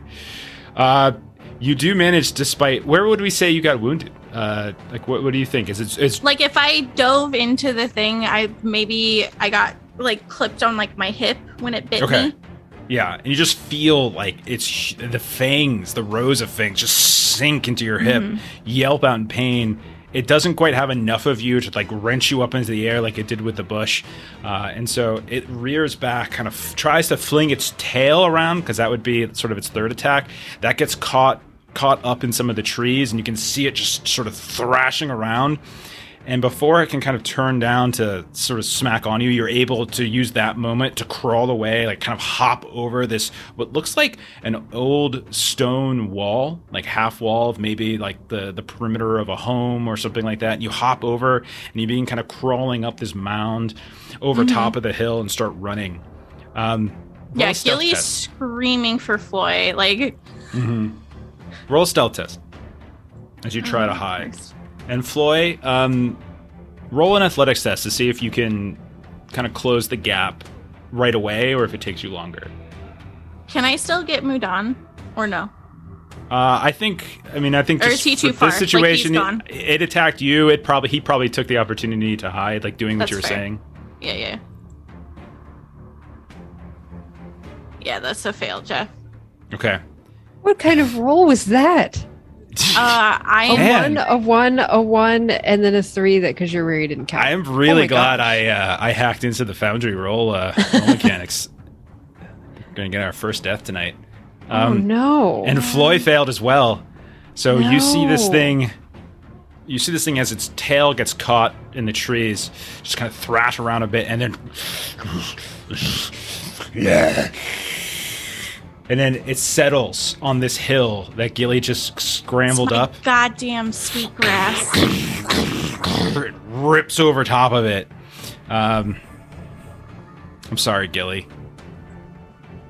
I really am sorry for this. Gilly! First attack. I won't use any special abilities. How about that? First attack is a miss, as maybe it's a little off balance coming down the slope. You are, again, very small. Second attack. It's its second bite. Does do damage. 8 points of damage. As it gets you again, as you're still trying to kind of climb up, you're trying to clamber up and around. You see the ruins of some kind of old cottage, some sort of old home, and you're kind of charging for it as best you can, and it clips you and it kind of sinks its teeth, like a couple of the fangs into your leg. Your leg is just bleeding. How you doing? I have 6 endurance. No. Okay. Floy, we'll say at this point, you can get within range of it. Yeah, I'll catch up, try to get its attention towards me. It's like, come on, you bugger. Fight someone your own size.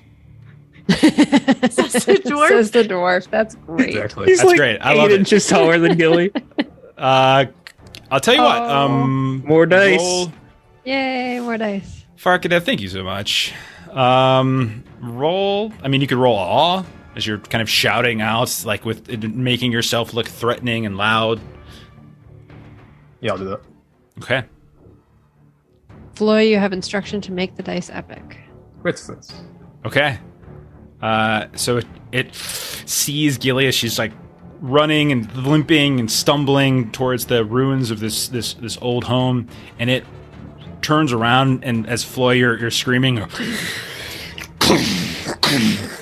as it charges towards Floy now. Floy, you get an attack. Go ahead. What'd you like to do? As this thing charges in at you. Not necessarily have to attack it, right? I can just Oh, its no, of attention course and not. Start running. Yeah, okay. Yeah. So I'll yeah, just you just start get its attention running. Yeah. Yeah. Athletics test to see if you can outpace it. Got 7 dice and at least 1, if not 2, fellowship left. We've got 1 fellowship left. Yeah, 1. I'll just take a bonus dice. Okay.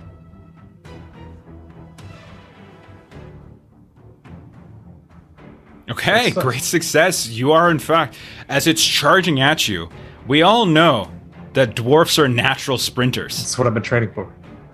And so you turn and just keel haul. Do you go down to the beach or do you go towards that kind of narrow path that I was Yeah, I'm talking gonna look for about areas before? where it can't reach me.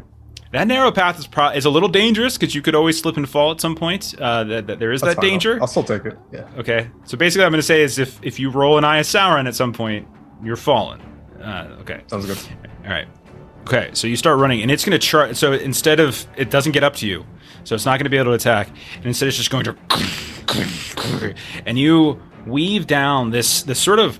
Again, think about it like a rocky hill that kind of steps up towards the center parts of the island, and you're going along this sort of shore path, this little ridge line. It almost looks like at one point it might have been paved even, and it's long since eroded, so like it's not that wide, and you can see there's been sort of fall off. Down below, you can see some spiky rocks, a good maybe 30 feet below in the water, and there's a little bit of a slope, so it wouldn't be a full fall, but it would be a tumble as you start moving and moving.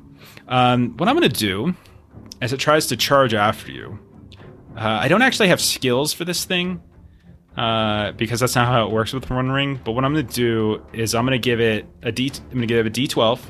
Then I'm going to give it bonus die equal to its might. Right now its might is 2, so I'm going to give it a D12 and 2 D6s. And I'm going to say target number of, say, 16 to see if it is able to follow you. Okay? Just sort of making stuff up as we go. So D12, 2D6s, needs to hit a 16 to try to kind of cling to the wall as it tries to kind of off-road. One of its claws like kind of pulling along on that narrow path. The second claw kind of using it almost like scaffolding against the hill. As here it goes. And you can see this, and it starts to drift and claw its way down.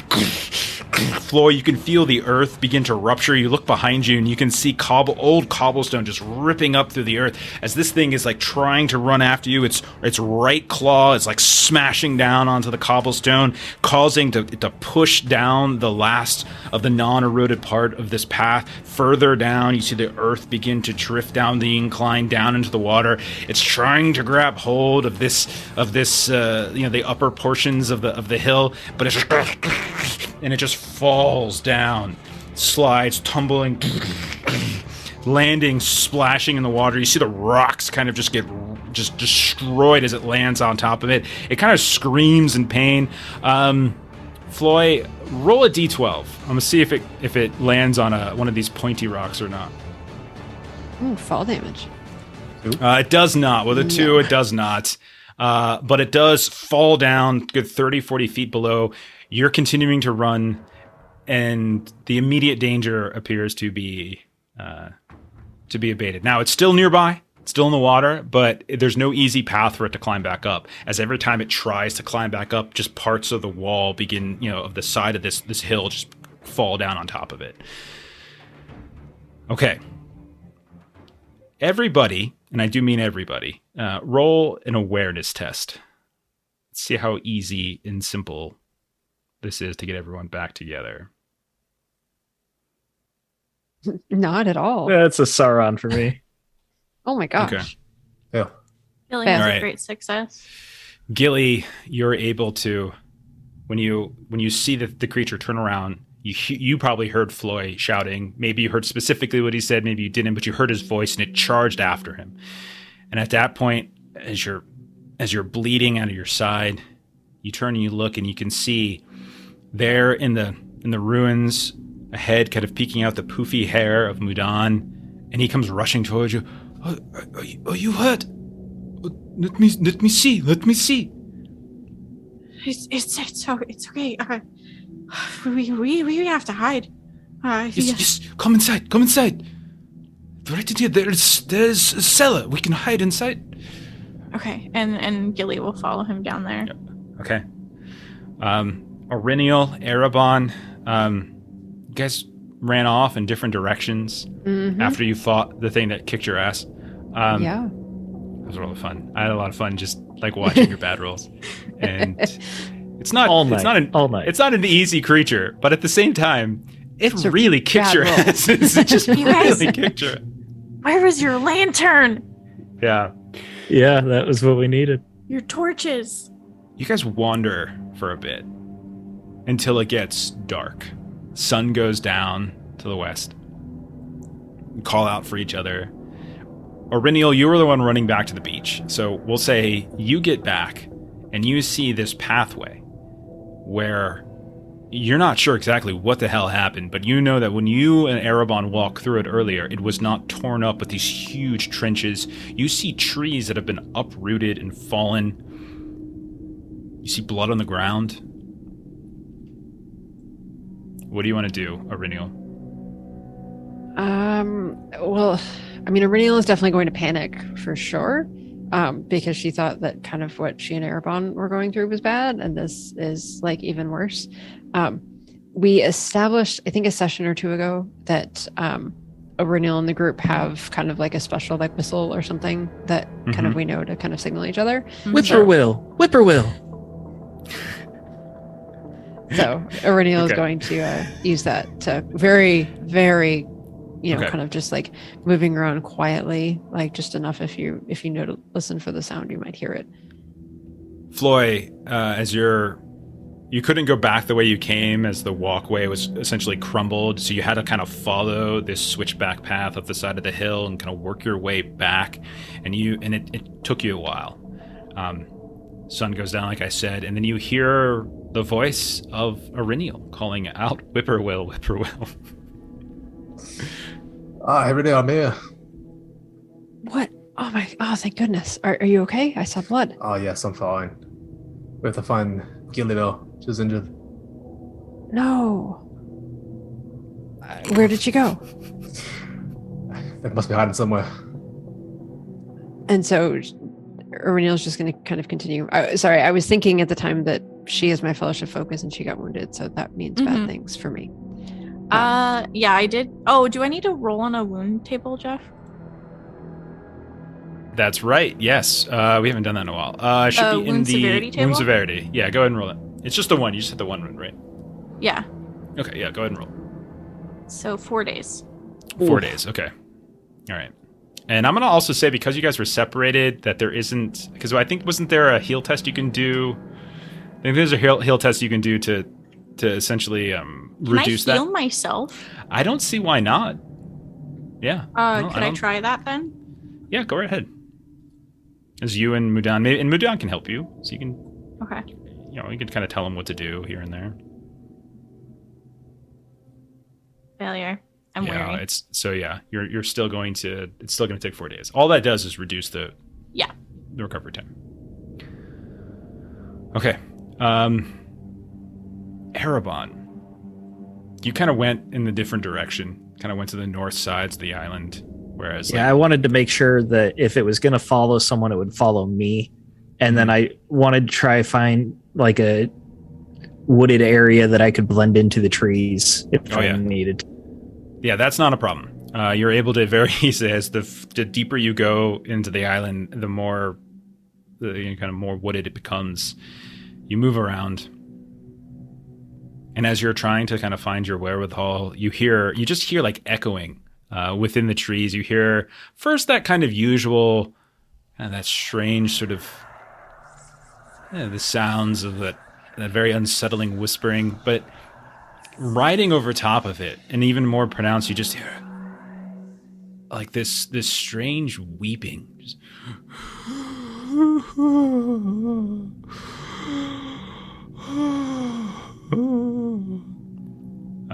and it's ever present, and just like wind going through the trees. You just hear it, and it doesn't go away, and it's just over and over and over again, and you feel this intense melancholy overcome more so than I normally feel. Yeah.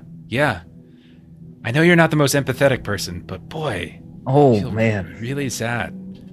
Erebon, does it sound Steven, like, of course, it's male or female crying? It's a male voice. It sounds just like the voice that you and Aurenial fought, but it's everywhere. Like, doesn't matter where you go, you're just hearing it over and over, and it happened roughly after sundown.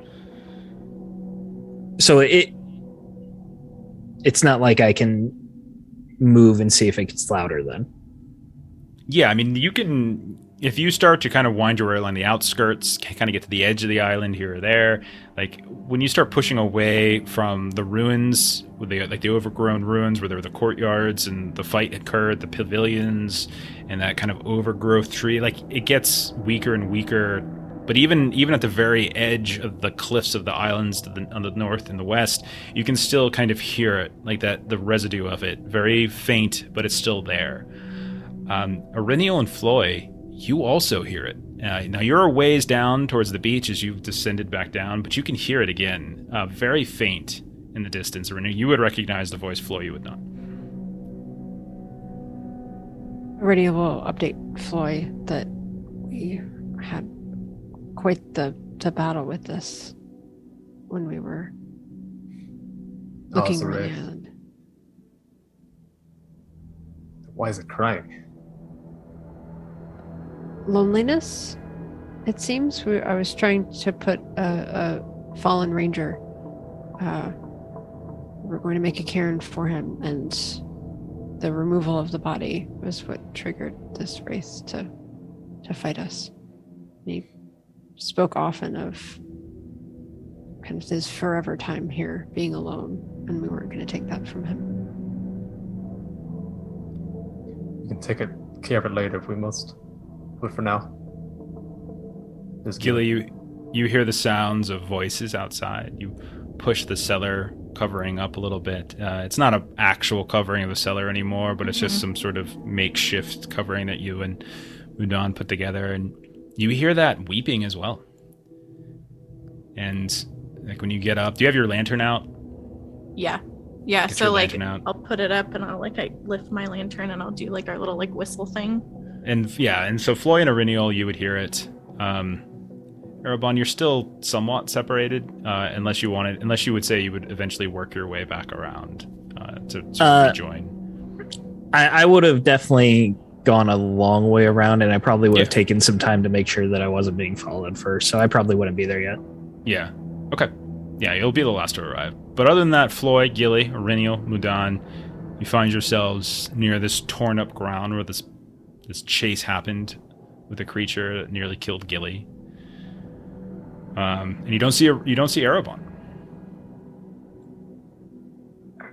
Aurinial, where's Erebon?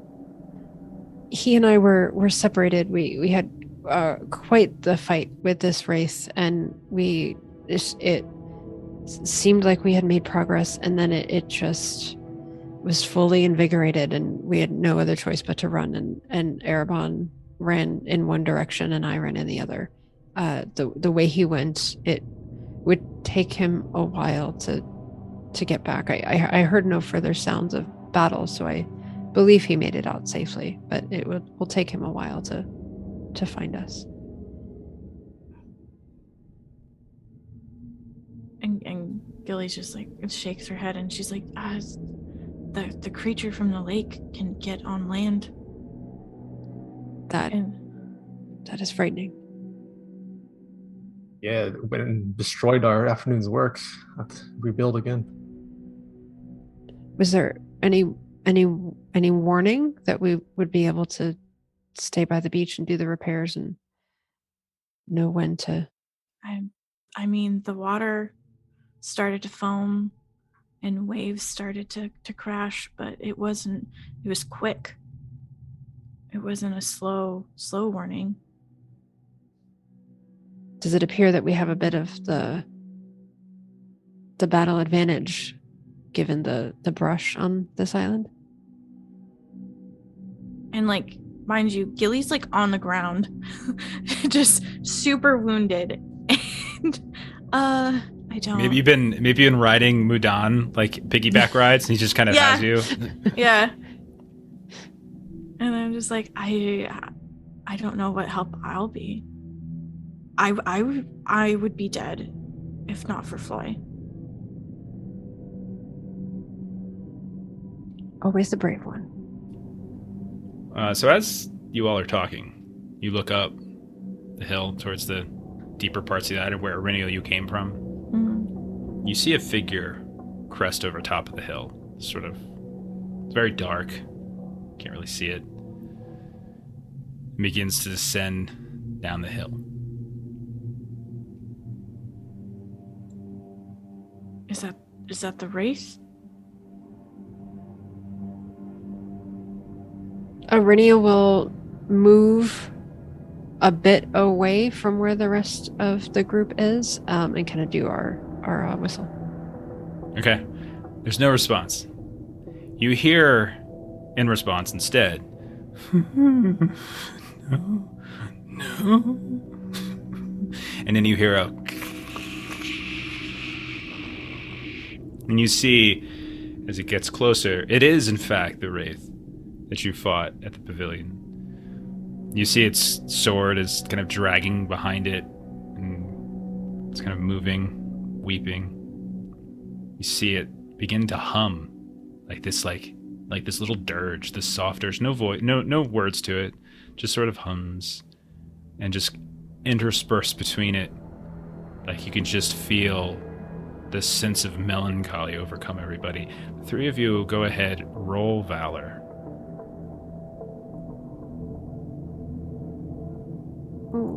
Actually, Renil, you don't need to do it. Floyd and Gilly should. All right. And we do still have some D6s if you want them. I would like one. Okay. Man, it's been a rough episode for you all. Damage, shadow points. Floyd, take a point shot. Gets closer. It's within about 50 feet or so at this point.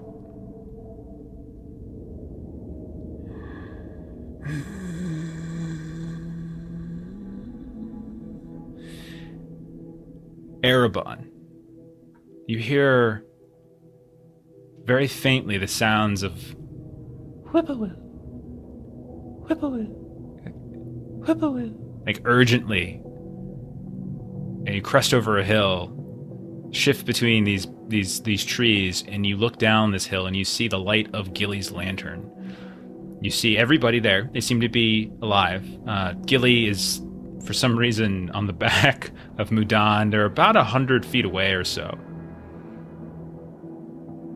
And you also notice, in between you and them, moving down the hill, that kind of flickering, illuminated wraith that you and Irinial fought. You see it's just sort of dragging this blade behind it, and it's kind of this other, that sad dirge. Its back is to you, but at the same time you still kind of hear it interspersed with the weeping. What does everybody want to do? Stay very quiet.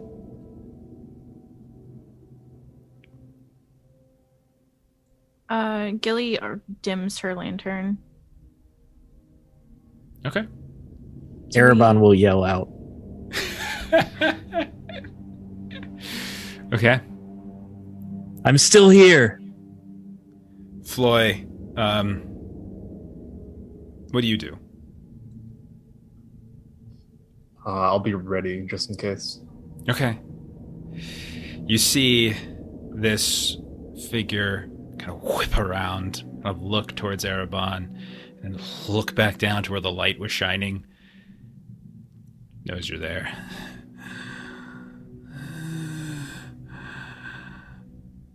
You're here.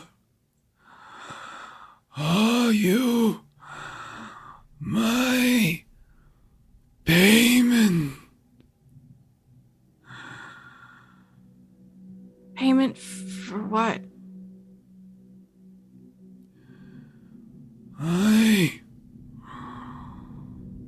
I'm alone. You said you would bring others if I hated.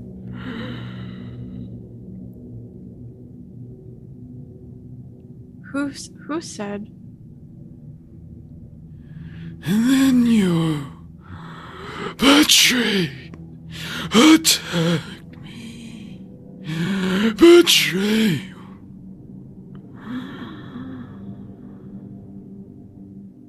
You see, he's just sort of like looking back and forth between up the hill towards Erebon, down the hill towards where the three of you are, with Mudan.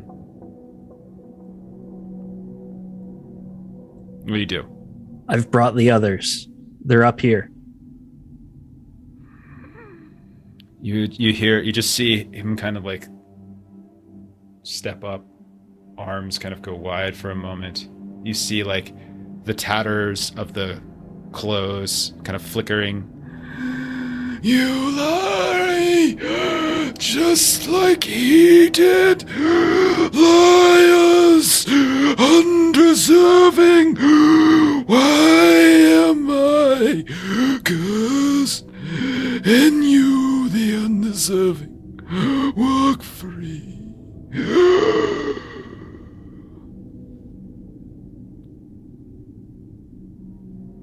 Well, I'm gonna back away here and see if he ignores me. Start leaving. Okay. If I've betrayed you, then come punish me, and I will take a couple steps back towards the tree line, hoping he'll start following. Okay.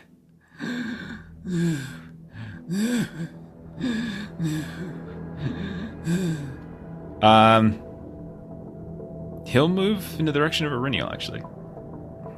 Yes. And just starts drifting down. Sword still behind. Stay. No, I'm over here, and I'll start heading down towards him. He doesn't seem to be paying attention to Erebon. No. Oh crap. Why have you betrayed once more? Why? You have the helm. I'm sorry? You have the helm.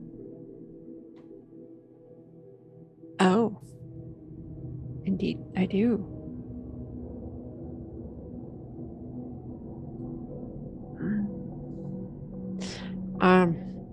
So, oh, what to say? Is Gilly close enough to me? Like, if I kind of hold my hand up, like lantern, like, am That's I fine. close enough that you could toss the lantern to me, Gilly? That's fine. Yeah. Okay.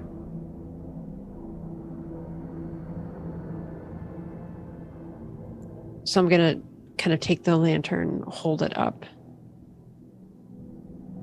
and kind of walk. Then just stand my ground. Okay. And just who promised you payment? What kind? Man came here. I was promised companionship. I was promised voices. I was promised, and I was betrayed. I gave him that what he wanted. I am due payment in return. You, daughter of honor, I taught your ancestors to fish, to fight, to swim. One by one, they were taken. One by one, and only I remain. His voice just like cracking. You can hear almost like a human voice coming between it. The creature took them, but it didn't take me. He's just like weeping. Aww. But one of your kind said they would bring more. I gave him what he wanted. You are here to pay. Yes, you are here to remain. He kind of reaches his hand out. He's getting closer and kind of closer to you, Ereneal. Not the sword hand, which still drags behind, but the free hand. You can see like the gnarled bones, sort of a skeletal hand, not quite full physical, has that kind of glowing, ethereal quality to it, reaching up towards you. What do you do? Erebon, you're still following, kind of moving down with purpose. Floy, you're backing away, trying to call him, or trying to just extricate How close yourself would from I the be by situation. now? You're more than halfway there, I would say. You're probably a good 20, 25 feet away from him. Ereneal is not going to reach out, but won't back up yet. Okay. And we'll just ask, what did you have to do for him? In the bowels of the ruins above, beneath the platforms, the final riches of my lords still remain. One was taken, given I did, to this man.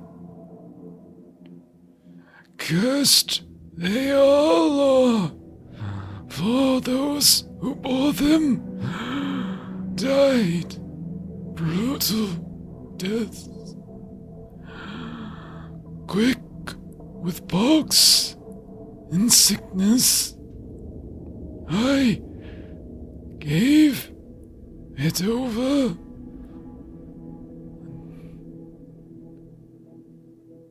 And I am due payment now. I am due voices again. People who wander the ruins with me. He said he would return with more once his task was done. He has sent you in his stead, or he has betrayed me. Which is it? I fear he has betrayed you once again. Sent us here. But you will stay, daughter of Arnor. The men of the west. Yes. At this point, Erebon, you're right behind him. I would be raising my spear ready to attack if he makes any sort of movement towards Erennial. His hand's like reaching up, but not the sword hand still drifting, but he's like reaching up, Yeah. almost like he's trying to like kind of reach up, and she keeps sort of leaning away a little bit, and he's sort of reaching it up towards you. The creature already almost killed us. Killed me. If anybody is to stay, we'd die. Yeah. And then you would be here and I would not be alone. But if that were the case, then wouldn't your friends who died still be here with you? And they're not. I could not keep them here. I was last to die. Long after, long after I failed to protect them. Steward, I was. The lords who called this island home. Charged I was to protect it. And the children whom I taught. One by one they were taken. But I was last, cursed to continue my watch over the ruins of that which I helped build. A man, tall, said he would bring them back so I could not be alone. Promised he did. If I helped him harm another, I have learned other sorceries in my death. I could bind you here with me, so I was not alone, and you can be here too. He's just like reaching his hand up again towards Erennial. What? Leave her be. Betrayer! Liar! This one! Liar! What?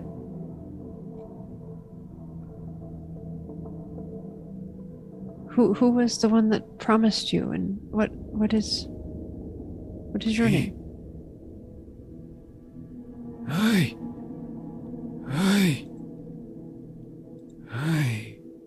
He looks lost.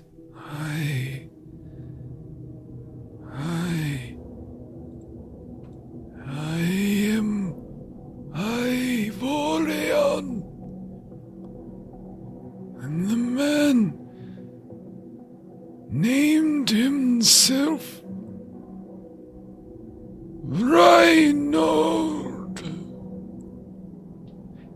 And we'll end there for the evening. Erebon will say, "Can you spell that for me, please?"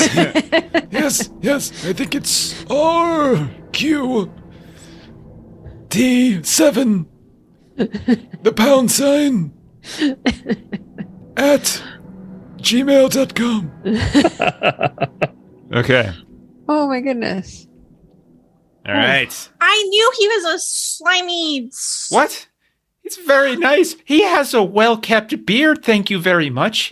Reinhold? He's so Reinhold does, sad. absolutely. Yeah. Just- But you guys just kept wanting to fight him and attack him, and he still kicked your ass. Kicked your ass. He was not even close to being hard. Oh my goodness. Oh my gosh. That was great.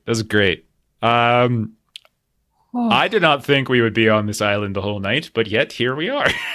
Yes, It was we fun. It was a lot are. of fun. I didn't think I was almost going to Dangers. die. Everyone. I almost killed everybody tonight. Got a It's couple- starting to be a weekly occurrence that Erebon is about to die. I like it. It's fun. It's a fun. I think we should do more of nearly killing Erebon. I The got audience plenty really of character demands ideas. it. The audience really demands it. Plus, we have all those new character ancestries that you can pull from too. So Yeah, clearly, true. I could make a Everyone's just happy go- elf next. everyone's just like, you know what, Ivorian, go ahead, bang is here. We're cool, and then we start up a whole different group. All right. Let's see what else we got going tonight. Later on, in about 2 hours, you can catch Steven and I as we're going to be playing Heart, the City Beneath, over on Grim and Perilous Plays. So you can see that in a couple hours. Steven, what are we doing tomorrow? Well, what you are doing tomorrow, I'm not sure if I'm making it. Over at Steam, Steel, and Murder, I will be playing some Shadowrun using the Champion system run by Bert. Yeah. I don't think I'm going to make it back from the wedding in time, but maybe if I speed and we completely ignore traffic Bailing laws on me. Oh my and all that kind of goodness. stuff. In the yeah. entire reception. Yeah. Oh, yeah. Oh, wait. Oh, man. Yeah. That means I can't It's wait. all right. I love weddings. They're so I'll fun. run Gantu for you, and I'll do the Foghorn Leghorn voice and everything. No, you know I that. say. Wait, was that your Foghorn Leghorn voice? Oh my goodness. I'm warming up, all right? I'm was- going from elf to Foghorn Leghorn. It'll be better by tomorrow night. Ugh, that was pretty hideous right there. Just saying. Oh no. Oh, I'll ouch. do the- That hurts. I do declare.